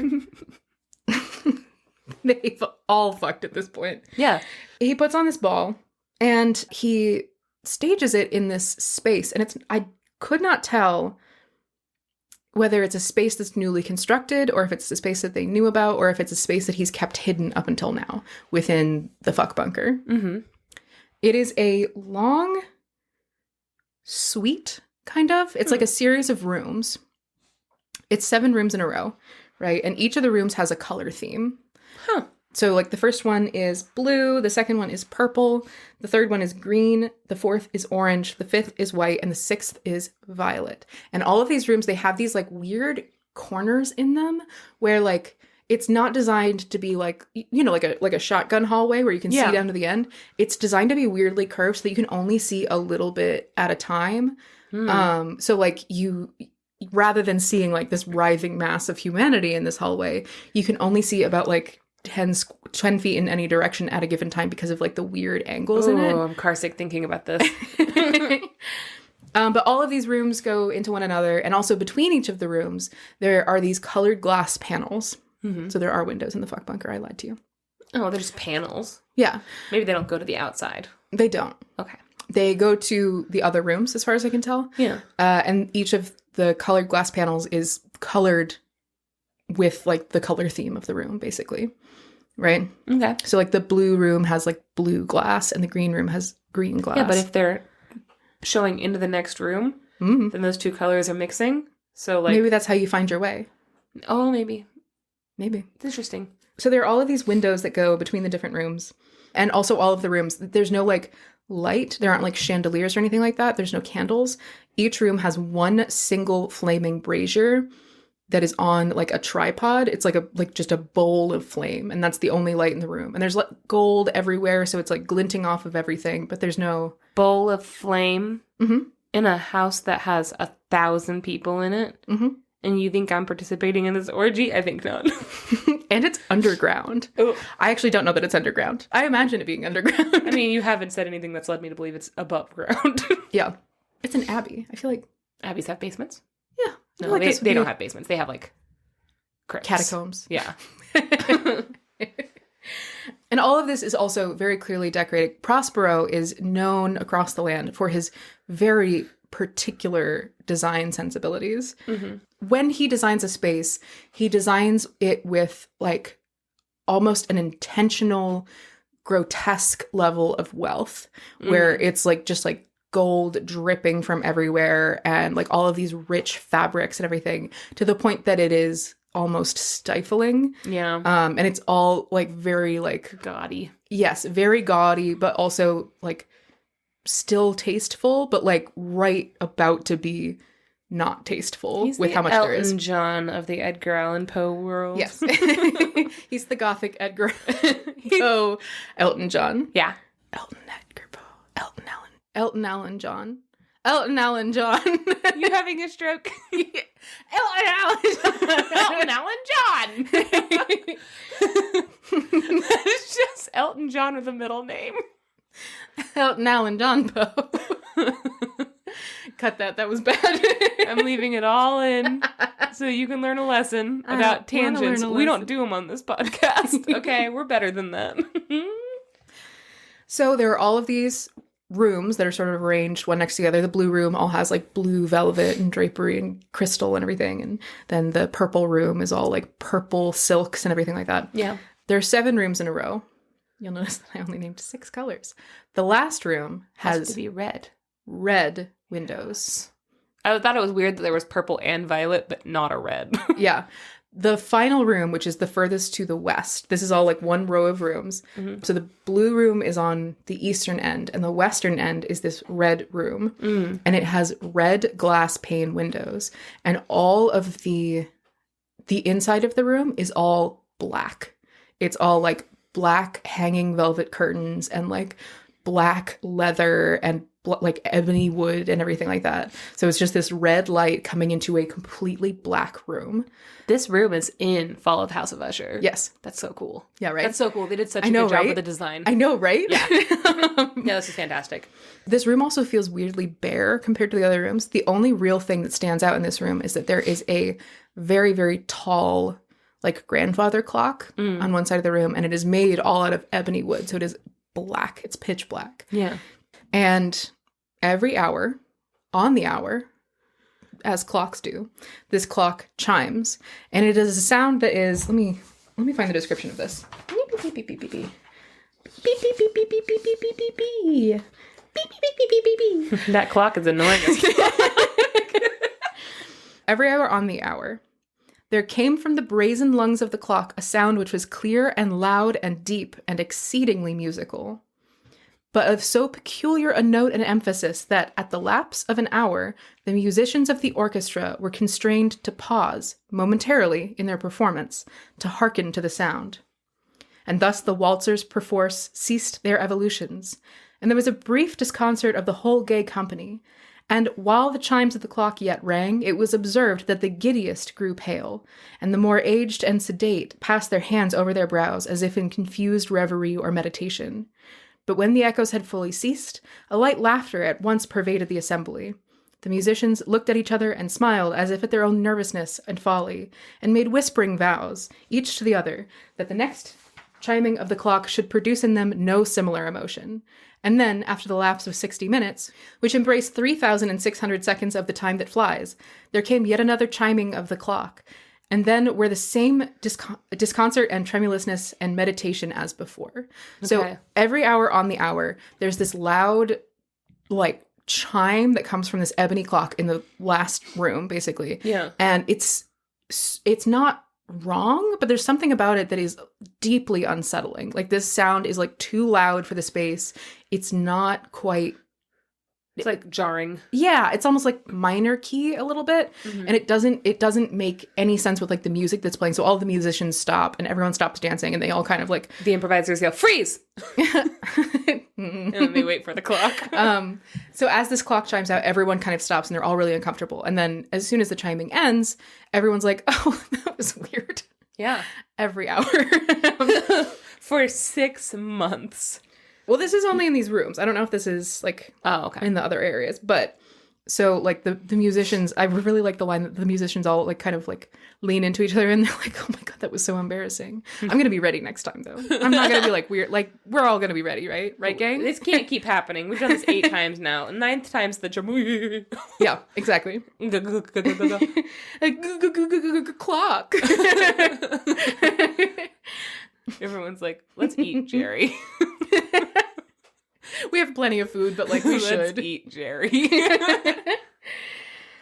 So this party is ongoing. It's interrupted only by this loud, like, bonging of the clock in the red room. Mm-hmm. But the rest of the time, it's a crazy party. It's like a bacchanal everything. It's described as, there were much of the beautiful, much of the wanton, much of the bizarre, something of the terrible, and not a little of that which might have excited disgust. Ooh. Right? That's a really good way to describe an orgy. Yeah. It's like very like, it's spectacular and like awe-striking and filthy, and gross and like horrifying a little bit, but not like super like you're not gonna leave, but you're like, ooh, that's fucked up. Decadent. Yeah, exactly. It's like the grotesque decadence. Yeah. Which I think is very cool. It's like when Miss Trunchbull makes that one kid eat all the cake. It's not like that. It's awe-inspiring and it is heroic, but it's also a little gross. But it's strangely beautiful. You can't look away. So, I love Miss Trunchbull. How is that the lesson that you came away from that? I loved her so much. I thought that was such a fun way to punish someone. Oh my god. I also was a big fan of the chokey when I was little. I was like, what the fuck is that? I'd go in. What? Yeah, I liked it. Also, when she swung that little girl around about her pigtails, I was like, that's all I wanted. That's all I wanted. To swing someone around or to be swung around? Both. Both. I'm versatile. Jesus fucking Christ. Can I say that? No? I mean, you can. Should you? I don't think I should. Guys, let me know if that was too far. It does feel like a weird sex thing. It feels... Well, it is a weird sex thing. You heard Mateo sing his little song. Not being verse. Oh. Jesus fucking Christ. Okay. No, like wanting to be swung around by your pigtails and locked in the chokey. That does feel like a weird sex thing. What if we add cake? Huh? So this crazy party is going on, and everyone completely forgets in like the revelry about this like disconcerting sound that they hear every once in a while. The only thing that stops this party is like anytime that clock goes off. Is once an hour on the hour. They are exactly interrupted. Every 60 minutes. And they're all always surprised. Rich people. But every time this clock goes off, quote, the dreams are stiff frozen as they stand, but the echoes of the chime die away. They have endured but an instant, and a light, half-subdued laughter floats after them as they depart. And now again the music swells, and the dreams live and writhe to and fro more merrily than ever, taking hue from the many-tinted windows through which stream the rays from the tripods. So it's like, as soon as the chiming is over, everyone's like, anyways, and continues partying. Super normal about it, and not like all of them were suddenly horrified for a reason that they can't quite understand. Yeah. As the party goes on, this, like, final room, a couple people, like, step into it, but there's something about it that's, like, weirdly silent. And if you're in there when the hour is struck, it is so loud that your whole body shakes. And so at a certain point, people just don't go in that room. They stop at the violet room, the 6th room, and hang around, like, the entryway of the black room, the black and red room, but nobody goes in anymore. Anyone who is brave enough to do so has already done so and doesn't want to be there anymore. Yeah. Right? What if we kissed in front of the terrible clock in the red room? I'm going to make that into a shirt. Or a Valentine's Day card. But nobody's paying attention to any of this, like, ever-present and weird I feel horror? like after 6 months, you have to ignore some fucked up shit. Yeah, 100%. They've all Your learned Stockholm to not syndrome give a to shit. it. You are part of this now. So the party's going on. The sound beats feverishly the heart of life. It's like this like thrumming of like humanity in this space, and the party and the music and the people, like their steps all kind of moving in time. It's the beating heart of like humanity in here that you can actually hear. Except of course when the clock strikes, and then there is an uneasy cessation of all things before, and the clock eventually strikes midnight. As it does so, as before, all of the dancers stop, and everyone sort of freezes and waits for the sound to be over, as they have done, 6 to 12 times before. All of them suddenly feel this like creeping horror that they can't quite define. And in this moment of quiet, a group of people realize that they see someone that they had not noticed before. there is a tall and thin figure who no one can quite place if they've seen them here before. And I mean, it's 1,000 people. Like, you're all in the same space, but it is 1,000 people. That's a lot of people. Yeah. And so all of them are kind of like, do we know him? 1,000 people, though, for 6 months. I mean, if you think about a town, 1,000 people in a town, you know everybody. Yeah. You know? But also, if you're a bunch of hoity-toity folks, you wouldn't want to admit to not knowing somebody. How many pregnant people do you think there are at this party at this point? 6 months. All of them? 600? Yeah, right? Roughly a little over half. So, as there's this quiet, they all notice this figure, and they all start to kind of like whisper, and they're like, who is that? What's going on? Quote, there arose at length from the whole company a buzz or murmur expressive of disapprobation and surprise, then finally of terror, of horror, and of disgust. So as these people are noticing this figure and kind of, you know, getting over the shock of seeing someone that they maybe don't recognize, and they're like confirming with other people, they're like, do you know him? Like, I don't think I know him. Mm-hmm. And they're like, oh my God, neither of us knows him. Like, who knows him? And they like go to someone else and they're like, do you know him? And at a certain point, it becomes clear that no one knows him. And they're all watching him and watching his movements. And again, as they're all kind of talking about how out of place this figure is, they put together, they kind of analyze what it is that he's wearing. Mm-hmm.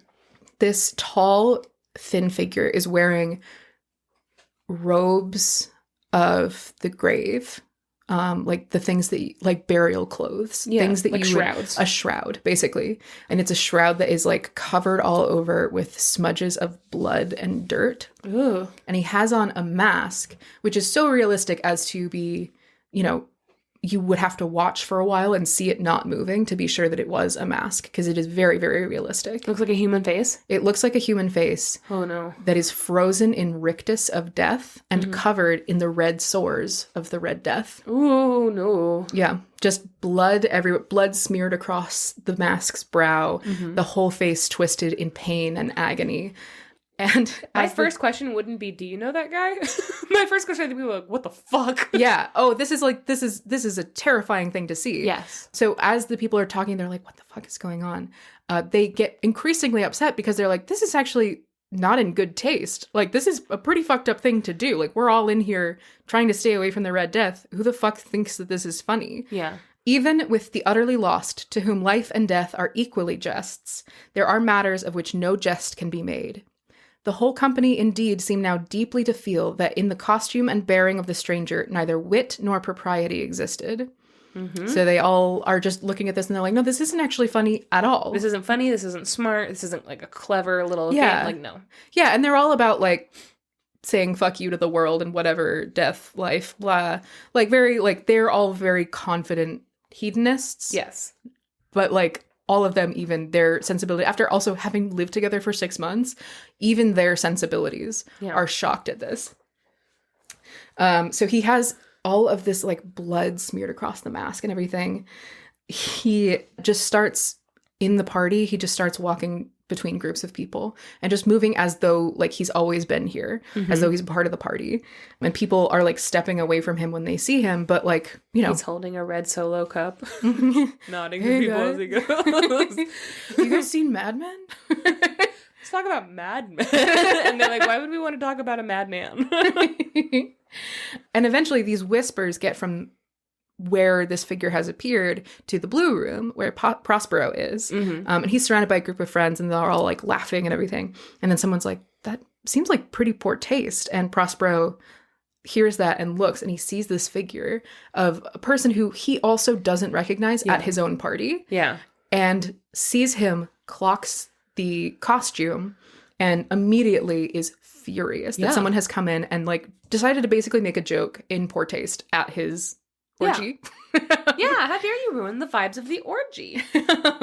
So he also being a little bit dramatic because you get bored after 6 months. Also, his name is Prospero. Of course he's gonna be dramatic. I'm clearly just picturing the kid from the House of Usher. He was so good. He was so He good. was so fucking good. I wanted to hate him so bad. Couldn't do it. Couldn't do it. He was such a little shit. Oh God, he was the littlest and shittest I loved ever. him. I loved him. Amazing. So Prospero is like, oh, fuck no. He starts to stomp towards this individual, holding his wine, and he shouts, "Who dares insult us with this blasphemous mockery?" I don't think this is too much. To be honest, I don't think that this No, is I know, too but much it of a feels reaction. like it feels like just because he wants it to is do performative. Yeah. Yes.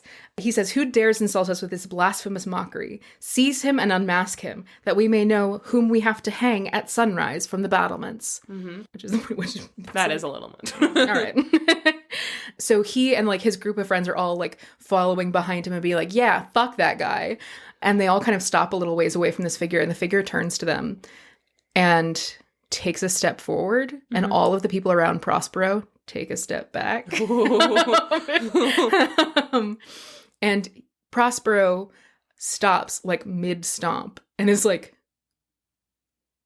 "And get out." So, and this figure starts to slowly and deliberately step towards Prospero, and Prospero is rooted to the ground. He does not move. This figure comes within a yard of Prospero and then passes by him on his way into the next room. Everyone is frozen and they are all pressed against the walls as far away from this figure as they can be. As the whole party has gone silent, everyone is trying so hard to stay away from this person. And this person looks at Prospero and walks past him into the next room of the party, where everyone is still frozen. Yeah, and he trying to make contact with everyone. Yeah, well, he's not even acknowledging people. He's just walking very slowly and deliberately down these hallways of people who are all pressed to get away from him. He walks from the blue room into the purple room into the green room.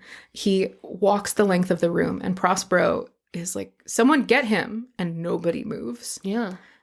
As this figure gets to the violet room, the sixth room, Prince Prospero, quote, maddening with rage and the shame of his own momentary cowardice, is like, "All right, well, I'll get him." And he pulls out his dagger and he races the length of this like human hallway between these rooms with the dagger drawn. And he gets about 3 or 4 feet behind this figure that's walking away from him. And he raises the dagger to stab this figure. And with an almost inhuman speed, this figure whirls around and spins and looks directly at Prospero, who freezes. Yeah.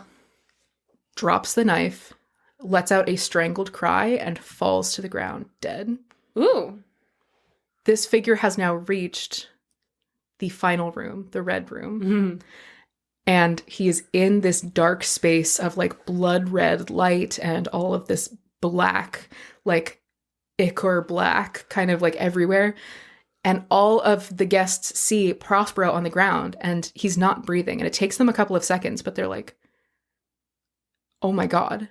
Yeah. And they all turn on this figure and they all attack him for killing Prospero, who brought them all to this party, Janey. That's their orgy. That's their orgy, buddy, you harshed Janey. their vibes. You harshed the vibes, guy. Hey. So they all immediately rush this figure, and this mass of humanity hits him, and they shred his cloak, the like, what is it called? The shroud. His like grave vestments. They like rip it from him, and like hands are scrabbling against the mask, trying to pull it off of his face, and people are like hitting and screeching and everything on this body. And it quickly becomes clear that as the cloak falls away, there is nothing inside. Ooh. They each hold their like bloodied bits of fabric, and a hush falls over this mob that's formed. And in the shadow of this ebony clock, they all realize what has happened. This is the last sentence, the last paragraph. "And now was acknowledged the presence of the Red Death. He had come like a thief in the night, and one by one dropped the revelers in the blood-bedewed halls of their revel, and died each in the despairing posture of his fall. And the life of the ebony clock went out with that of the last of the gay, and the flames of the tripods expired, and darkness and decay and the Red Death held illimitable dominion over all." Somebody got in. Yes. Contaminated the quarantine. So there are a bunch of readings of this story, and I'm going to talk about it a little bit. That was so good, Max. That was fantastic. Thank you. Yeah. It's pretty scary, right? I feel like I was making a lot of jokes at the beginning, and then I was just like, oh, fuck. Oh, my God, so spooky. It's so scary. Yeah, I was stunned. It was fantastic. The idea of locking a bunch of improvisers underground for 6 months is really funny. The scariest thing about that story. Yeah. So I'm an English major. Yes. I'm That's how she wakes me up every morning. Janey! Hello, Janey. Good morning. I'm an English major. How do you like your eggs? I am intimately familiar with the concept of allegory. Mm-hmm. I know that you are as well. Yeah. I'm not an English major. I mean, you don't have the qualifications, but sure. But an allegory is one of it's a frequently misunderstood literary device. Mm-hmm. An allegory is basically when the literal story is saying one thing, but it is meant to be representative of a larger truth. Yes. The literal definition: a story, poem, or picture that can be interpreted to reveal a hidden meaning, typically a moral or political one. Mm-hmm. So the first example that you get on Google of what an allegory is. Fables. No. Oh. George Orwell's Animal Farm. It's about animals on a farm, and it's about like the decay of society.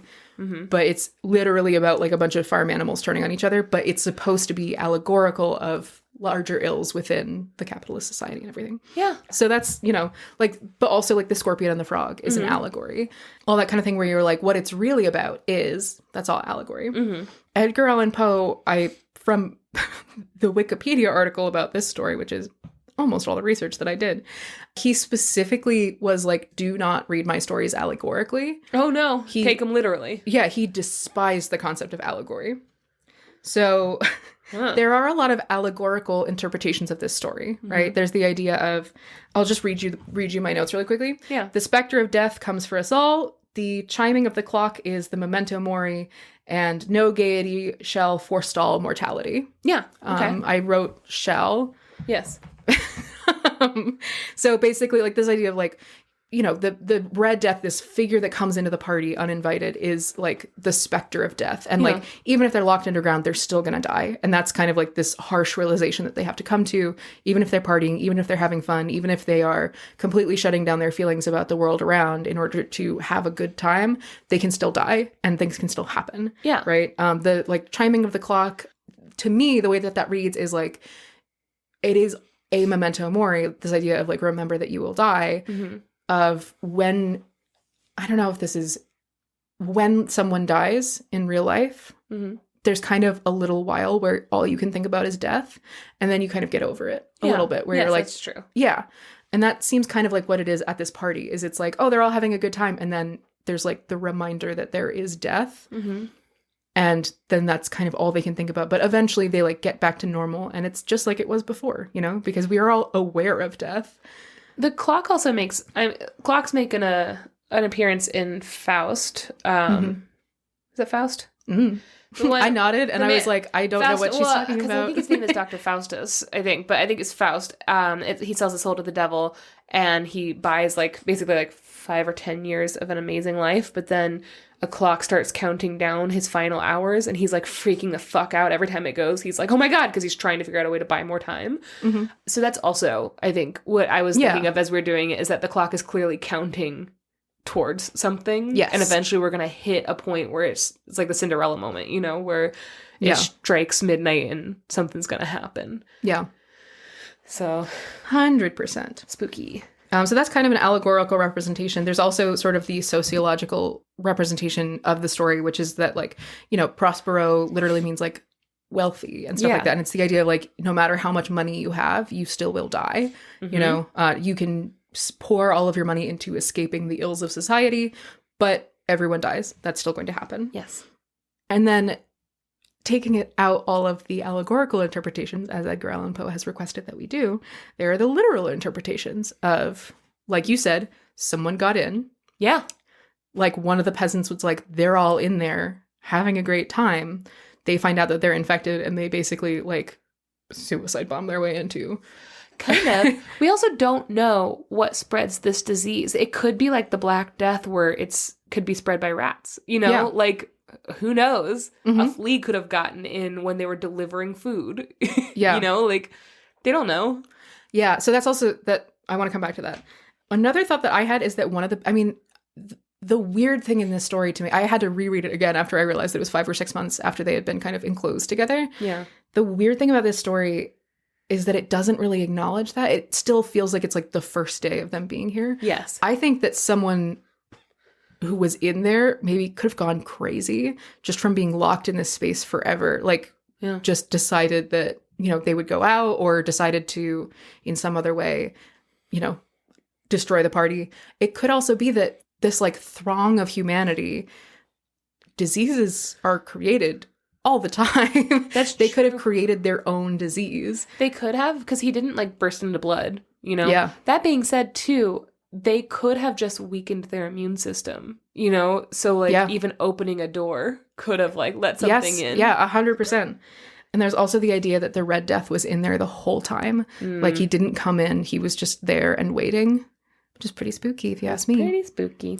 Those are kind of the Maybe he was let out of the hallway room. Maybe. I mean, that's kind of what it sounds like, right? Like he opened up that other wing. It's like, where did that wing come from? How come they never seen it? Maybe they were building it that entire time. Maybe that's why it was 6 months later. Entirely possible. I don't know. There's a lot of weird stuff in this story that I'm like, I am not sure what the truth of this is. Yeah. And Edgar Allan Poe doesn't want you to guess. Yes. Don't even think about guessing. Don't even fucking start guessing. The first thought that I have, also, as a very loud and rude socialist workers' rights person, is I'm like, okay, so they're like, we have enough food to survive in here forever. Mm-hmm. But also water, plumbing, clothes. Yeah. There are so many like service hygiene. Exactly. There's so much that has to happen that they wouldn't be aware of because they weren't aware of that before. Mm-hmm. But they have this idea that they're like, we are closed in here. It is just us. But also they're not learning to do their own laundry. That's not happening. So there is kind of like a necessary, especially on the scale of like 5 or 6 months, there's the necessary presence of some sort of invisible service to them. And again, having them in this like bacchanal space of this excess and everything. Like, nobody's wearing dirty clothes to the masquerade. No, they're naked. Maybe. But like, there is sort of the invisible service, which I think is really cool that there are a couple of different, I guess, ways to think about it. I think that they're like, we're all alone in here and nobody's with us. Anyways, come take away these dirty plates. And they're like, there are people who are still serving them and still interacting with the outside world because they are not in there. They're not cleaning their own glasses. Yeah, exactly. So like they are still interacting with the outside world through service and everything like that. Mm-hmm. And the people who they are interacting with, they're like, oh, you're welcome. You get to come. Like, sometimes you get to be in our secret, super safe bunker. But also those people are outside in the world the rest of the time. Yeah. Yeah. So that's part of it. Essential workers. They were essential workers. Oh my God. Also, to me, it's really weird, the idea that they are so offended by this mockery of disease. Yeah. Because they're not... like they are themselves making a mockery of it. They were like, it'll sort itself out. Like, well, I'll just hang out here and party until it's over. And they're so offended at the idea that someone would. Well, it reminds you of like modern day virtue signalers, you know, and like just white people. Yeah. Like wealthy white celebrities who jump onto things and say things to like have a point. And then it's like, oh, fuck, you don't know anything you're talking about, actually. Mm-hmm. You're actually making it worse. You're actually making it worse. You're not even getting the point, Yeah. Also, if this is a space that was constructed prior to, I mean, it's clearly designed after Prospero's taste. So it seems like, to a certain degree, either the space existed and he decorated it, or he, as you said, like, constructed the space. Why construct the 7th room at all? This, like, black, unpleasant room. Who put that clock there? Yeah, like, this room that is, like, so unpleasant. Why would you build that room? Mm-hmm. It is aggressively unpleasant. Also, where was the black clock and where did it come from? Yeah. What were they doing for the first 5 or 6 months? Orgy. And then Pinochle. What? Pinochle. It's a game. Okay. But also, to me, the question is, I'm like, oh, he was like, we'll throw a party. It'll be so much fun. And I'm like, you are hanging out with the same people this whole time. You were with them the whole time. Are you just deciding that now you're doing a party and it's the same thing but in a different space? Like, it's not... I think, to me, that points to they were constructing something for those 5 or 6 months. It's possible, but also I'm like, why? I also doubt that Prospero would know what true quarantining is. Yeah, I mean, germ theory was barely a thing. But he also does what he wants. Yeah. 100%. So, like, he would be the type of person that is like, I don't want anybody coughing near me in a store, but I refuse to wear a mask, Yeah. But also, to me, it's kind of like, I don't know. Like, what's the difference between this party that they're throwing and literally every day of the past 6 months? They're just constantly doing this. It's the same. They just were like, and now it's a party. It's not like they're bringing, because like with a party, the idea is that there's like excitement. You might meet people that you don't know. Like there's things that you've never tried before. Like maybe someone brings food that you've never had or something like there's a lot of things about that. But to me, I'm like, it doesn't make any sense that this is a party. It's literally the exact same thing in a different space. Yes. It's just, which also to me, I'm like, oh, it's kind of like just rich people being like, oh, and it's different this time, but it's just the same rich people in the same space, you know? Anyways. So kind of also remind you of the ending of Kingsman. I don't remember the ending of, yes, it does. Yes, it does. Not to spoil Kingsman. Go watch Kingsman. But yeah, this has big, Kingsman seems like it was a little bit inspired by Could be. Masque of the Red Death. Yeah. And also, I mean, the obvious thing, Prince Prospero. Is he like the only person looking out for this kingdom? And if so, what the fuck are they doing out there with him holed up in here? Like nobody. Doesn't make you think there has to be a king? Maybe, but it doesn't say any. I mean, why wouldn't the king be in the bunker? Because the king maybe doesn't fuck. Everybody knows the king don't fuck. No, maybe the king is maybe. If we're thinking about the show, there's one young son who everybody's like not really taking seriously, and he's just the party, or he could have just been like, I'm taking my 1,000 closest friends and we're gonna quarantine by ourselves, thanks. And the dad's just like, thank God, yes, go do that. Yeah. Or I mean, but it also could be like maybe the king is dead. Maybe Prince Prospero is the ruling power in this kingdom, and he just bounced. Fucking noped out. That does seem like, this seems like if it was a commentary, this seems like a commentary on how bad people in power are. Yeah. I just think the line, the external world could take care of itself. In the meantime, it was folly to grieve or to think. I'm like, I get that unless you have responsibilities. Yes. Well, you also think about all the people. Are there families there? Like, everybody had to leave somebody on the outside, you know? Wild. Like, parents. Yeah. Siblings. Just a bunch of... I mean, I don't want to bring my siblings to the 6-month-long orgy. They have to stay outside. No. Oh my God, they would be so sad. If you and I were at a 6-month-long orgy, I would make you stay on the other end of the abbey. We couldn't interact. Anyways, that's the Masque of the Red Death. That was fantastic. I really like it. I also cannot read this without picture. Have you ever seen, is it Manos Hands of Fate or Manos Hands of Time? Mm-mm. It's this awful, like semi-surrealist horror movie. Very low budget, very fucking silly. And it's all this like gong sounding and people in like huge black velvet robes just like hovering ominously and stuff like that. It's very like, it's so funny. And I could not picture this in any other style than like the sort of like 80s horror gothic. Fantastic. Like, yeah. Oh, so silly. I've definitely seen a video of this. Maybe in my English class, like an educational, like not an educational video, but it's just like the video for somebody reading this. And in that, I don't think I'm mixing this up with the show. I think this actually happens in this video that I saw, where they have everybody tear off the clothes of the Red Death, and it's a skeleton underneath. It's like a dead body. It's like they take it off and it's a skull underneath, and it's like a full skeleton, and everybody's like, what? And it's just death. That's how they showed it in. That makes sense. In the thing, yeah. Yeah. It's just the idea that this is like the manifestation of death itself. It's not a person pretending to be death. It's not a killer. Yeah, death was among them the whole time. Yeah. Yeah. Very cool and spooky. That's why I wore this shirt. You are wearing a full-size skeleton shirt.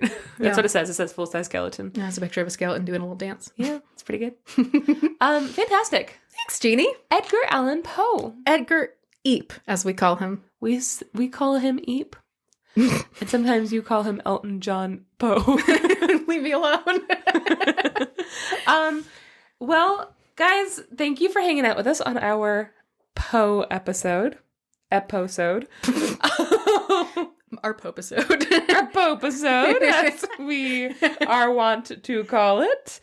Yeah, just a reminder that we did this because he was born on 1/19. So clever. What do you think of that? Did you like it? Let us know on our social media. We'll post pictures. I'll post pictures of the books and stuff like that on our Instagram. And the discussion will be had in the comments if you want, through email if you want, sortofthestory@gmail.com, or for $3 on our Discord. And we want to talk about these because we're obsessed with it. Did you watch the show? Join the Discord. We want to talk to you. Yeah. Nobody else will watch it. They're all like, is it scary though? And we're like, yes. And and there's Yeah. butts and boobs and stuff. Like, come on. Ugh, gross. Ugh. Does your book have an illustration for the Masque of the Red Death? Oh, yes, it does. Ooh, it's like a mummy, Mm-hmm. kind of like wrapped in robes and all covered in jewels and everything like that in a darkened room where it's just all shadow. It's very spooky. Got like a mullet, buzz cut on the front, long hair in the back. I assumed that was a hat. Oh. And here's the same guy holding his mask. Oh, yeah. It kind of looks like the Rider-Waite tarot card for the Hermit. It does. Yeah, we have the clock. We have people cowering in the back. We have this horrifying mummy. Mm-hmm. To be honest, I like the literary imagery more of not having anything. Of nothing. Of them suddenly grasping at nothing and being confused before they all start just falling down and dying horrifically. Yeah. I think that is literally stunning. Yeah. But when you're thinking of a visual element, yes. like for art and stuff like that, I see why people go for like a skeleton. Yeah, go for like a horrifying, decaying creature. Yeah. Yeah. I really like that it's empty also though, because it's like contagion is invisible, kind of. Yeah. Yeah, exactly. I mean, you don't know where it's coming from. Yeah.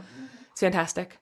Francis has burst his way into the room. So I'm going to post these pictures everywhere that we post pictures. And please come hang out. We love you, and we hope you have a wonderful rest of your day.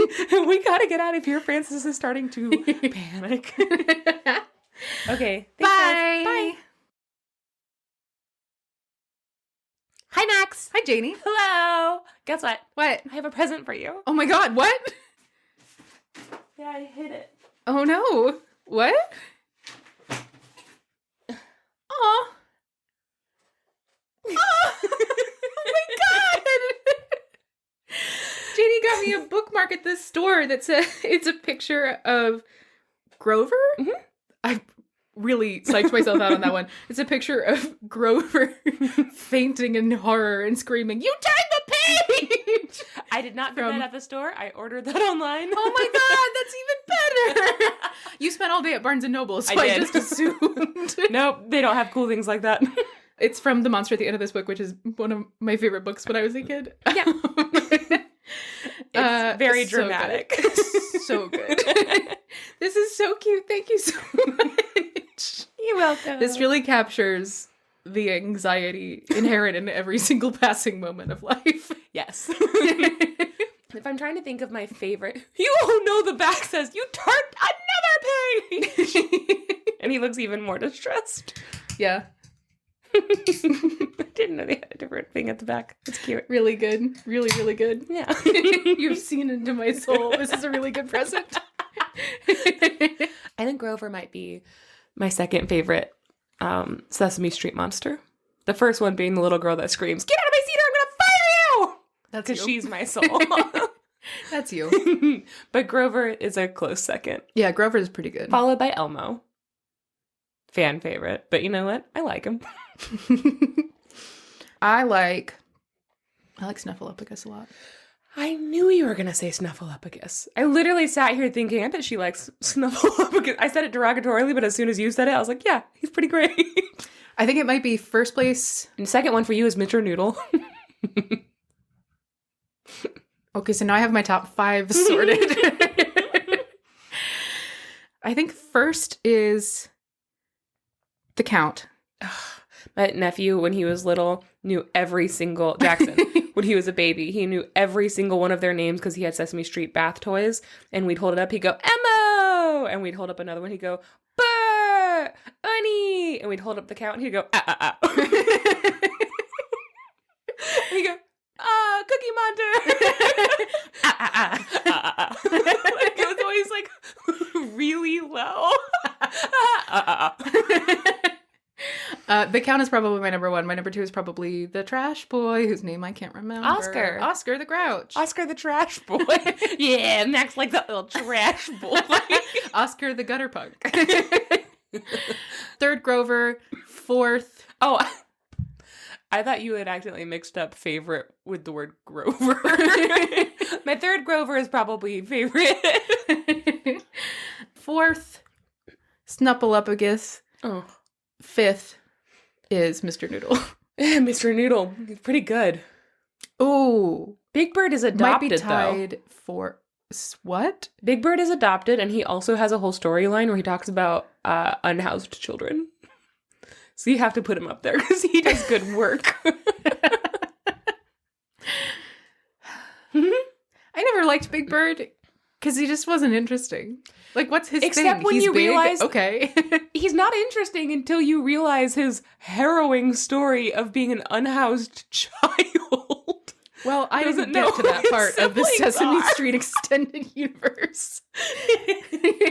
Yeah, one day, like CPS comes to him and they're like, "Hey, how old are you?" And he's like, "I'm just a little kid." And they're like, "Well, you I'm can't." 3.5. Yeah, and they're like, "You can't be here alone. Where are your parents?" And he's like, "I don't know." And then they make him go live in foster care, and he's really scared. And it's about him learning that it's okay. It's like really weird. I don't remember all the details of it, but there is a harrowing storyline where you're like, where is Big Bird's parents? Is he a baby? His nest's out on the street and everybody thinks that's fine. I know I tell this all the time, but there's a Sesame Street movie, and it's called Elmo Saves Christmas. Yeah. Yeah. And the plot is that Elmo makes a wish where every day is Christmas, and it comes true. And it's terrible because everyone's like, we're so poor, but we're compelled to continue buying presents. I haven't had a real food in weeks. It's just been cakes and pies. Everyone's like cold and like, everyone's like, I'm so tired of partying. And then Elmo makes a wish that everything is back to normal because he realizes that, you know, Christmas is nice for sometimes. Everything in moderation, says Elmo. And Max really understood that lesson. Which is why I watched it every single day that I went to my grandparents for like 3 years straight. They're like, what movie do you want to watch? I want to watch Elmo's This Christmas. Again. My terrible little neighborhood kid that I used to babysit only wanted to watch Dennis the Menace. I tried to get him to go outside. I tried to get him to, like, do fun things. I tried to get, like, literally anything. I was like, let's just go in the kitchen and eat every piece of candy we see. And he's like, Dennis the Menace? All right. Watch Dennis the Menace again. I think you might be mistaken. He was calling you the dentist menace. Because you keep feeding children so much candy. The dental menace. I'm a problem. The dentist's menace. By the way, I'm thinking about it now. The unhoused storyline isn't Big Bird. His is just the adopted foster parent storyline, right? The unhoused one is that they made a puppet specifically that is an unhoused little puppet so that they can talk to children about what it means to be unhoused. Sesame Street is the fucking best. Oscar's right there. His house is a trash can. What, so he should share it with every wayward No. child? I'm saying he's unhoused. He has a house. His house is a trash can. And you have no problem with that? I think all the Grouches live You in were trash cans. just going on everyone on Sesame Street about everyone being fine with Big Bird's nest being on the street. That's the difference between a bed and a house. All of the Grouches live in trash cans. That's their domain. And when you slide into and the they trash... shouldn't rise up beyond that? Not if they don't want to. When you slide into the trash Generational can... debt is a real thing, There's a Janey. giant house underneath that trash can. We go into his house at one point. It was riveting.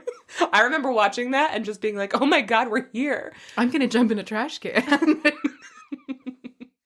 I'm going to jump in a trash can. Lessons for kids. Yeah, jump in a trash can. Janey, can we record this fucking episode? Oh my God, yeah, let's do it.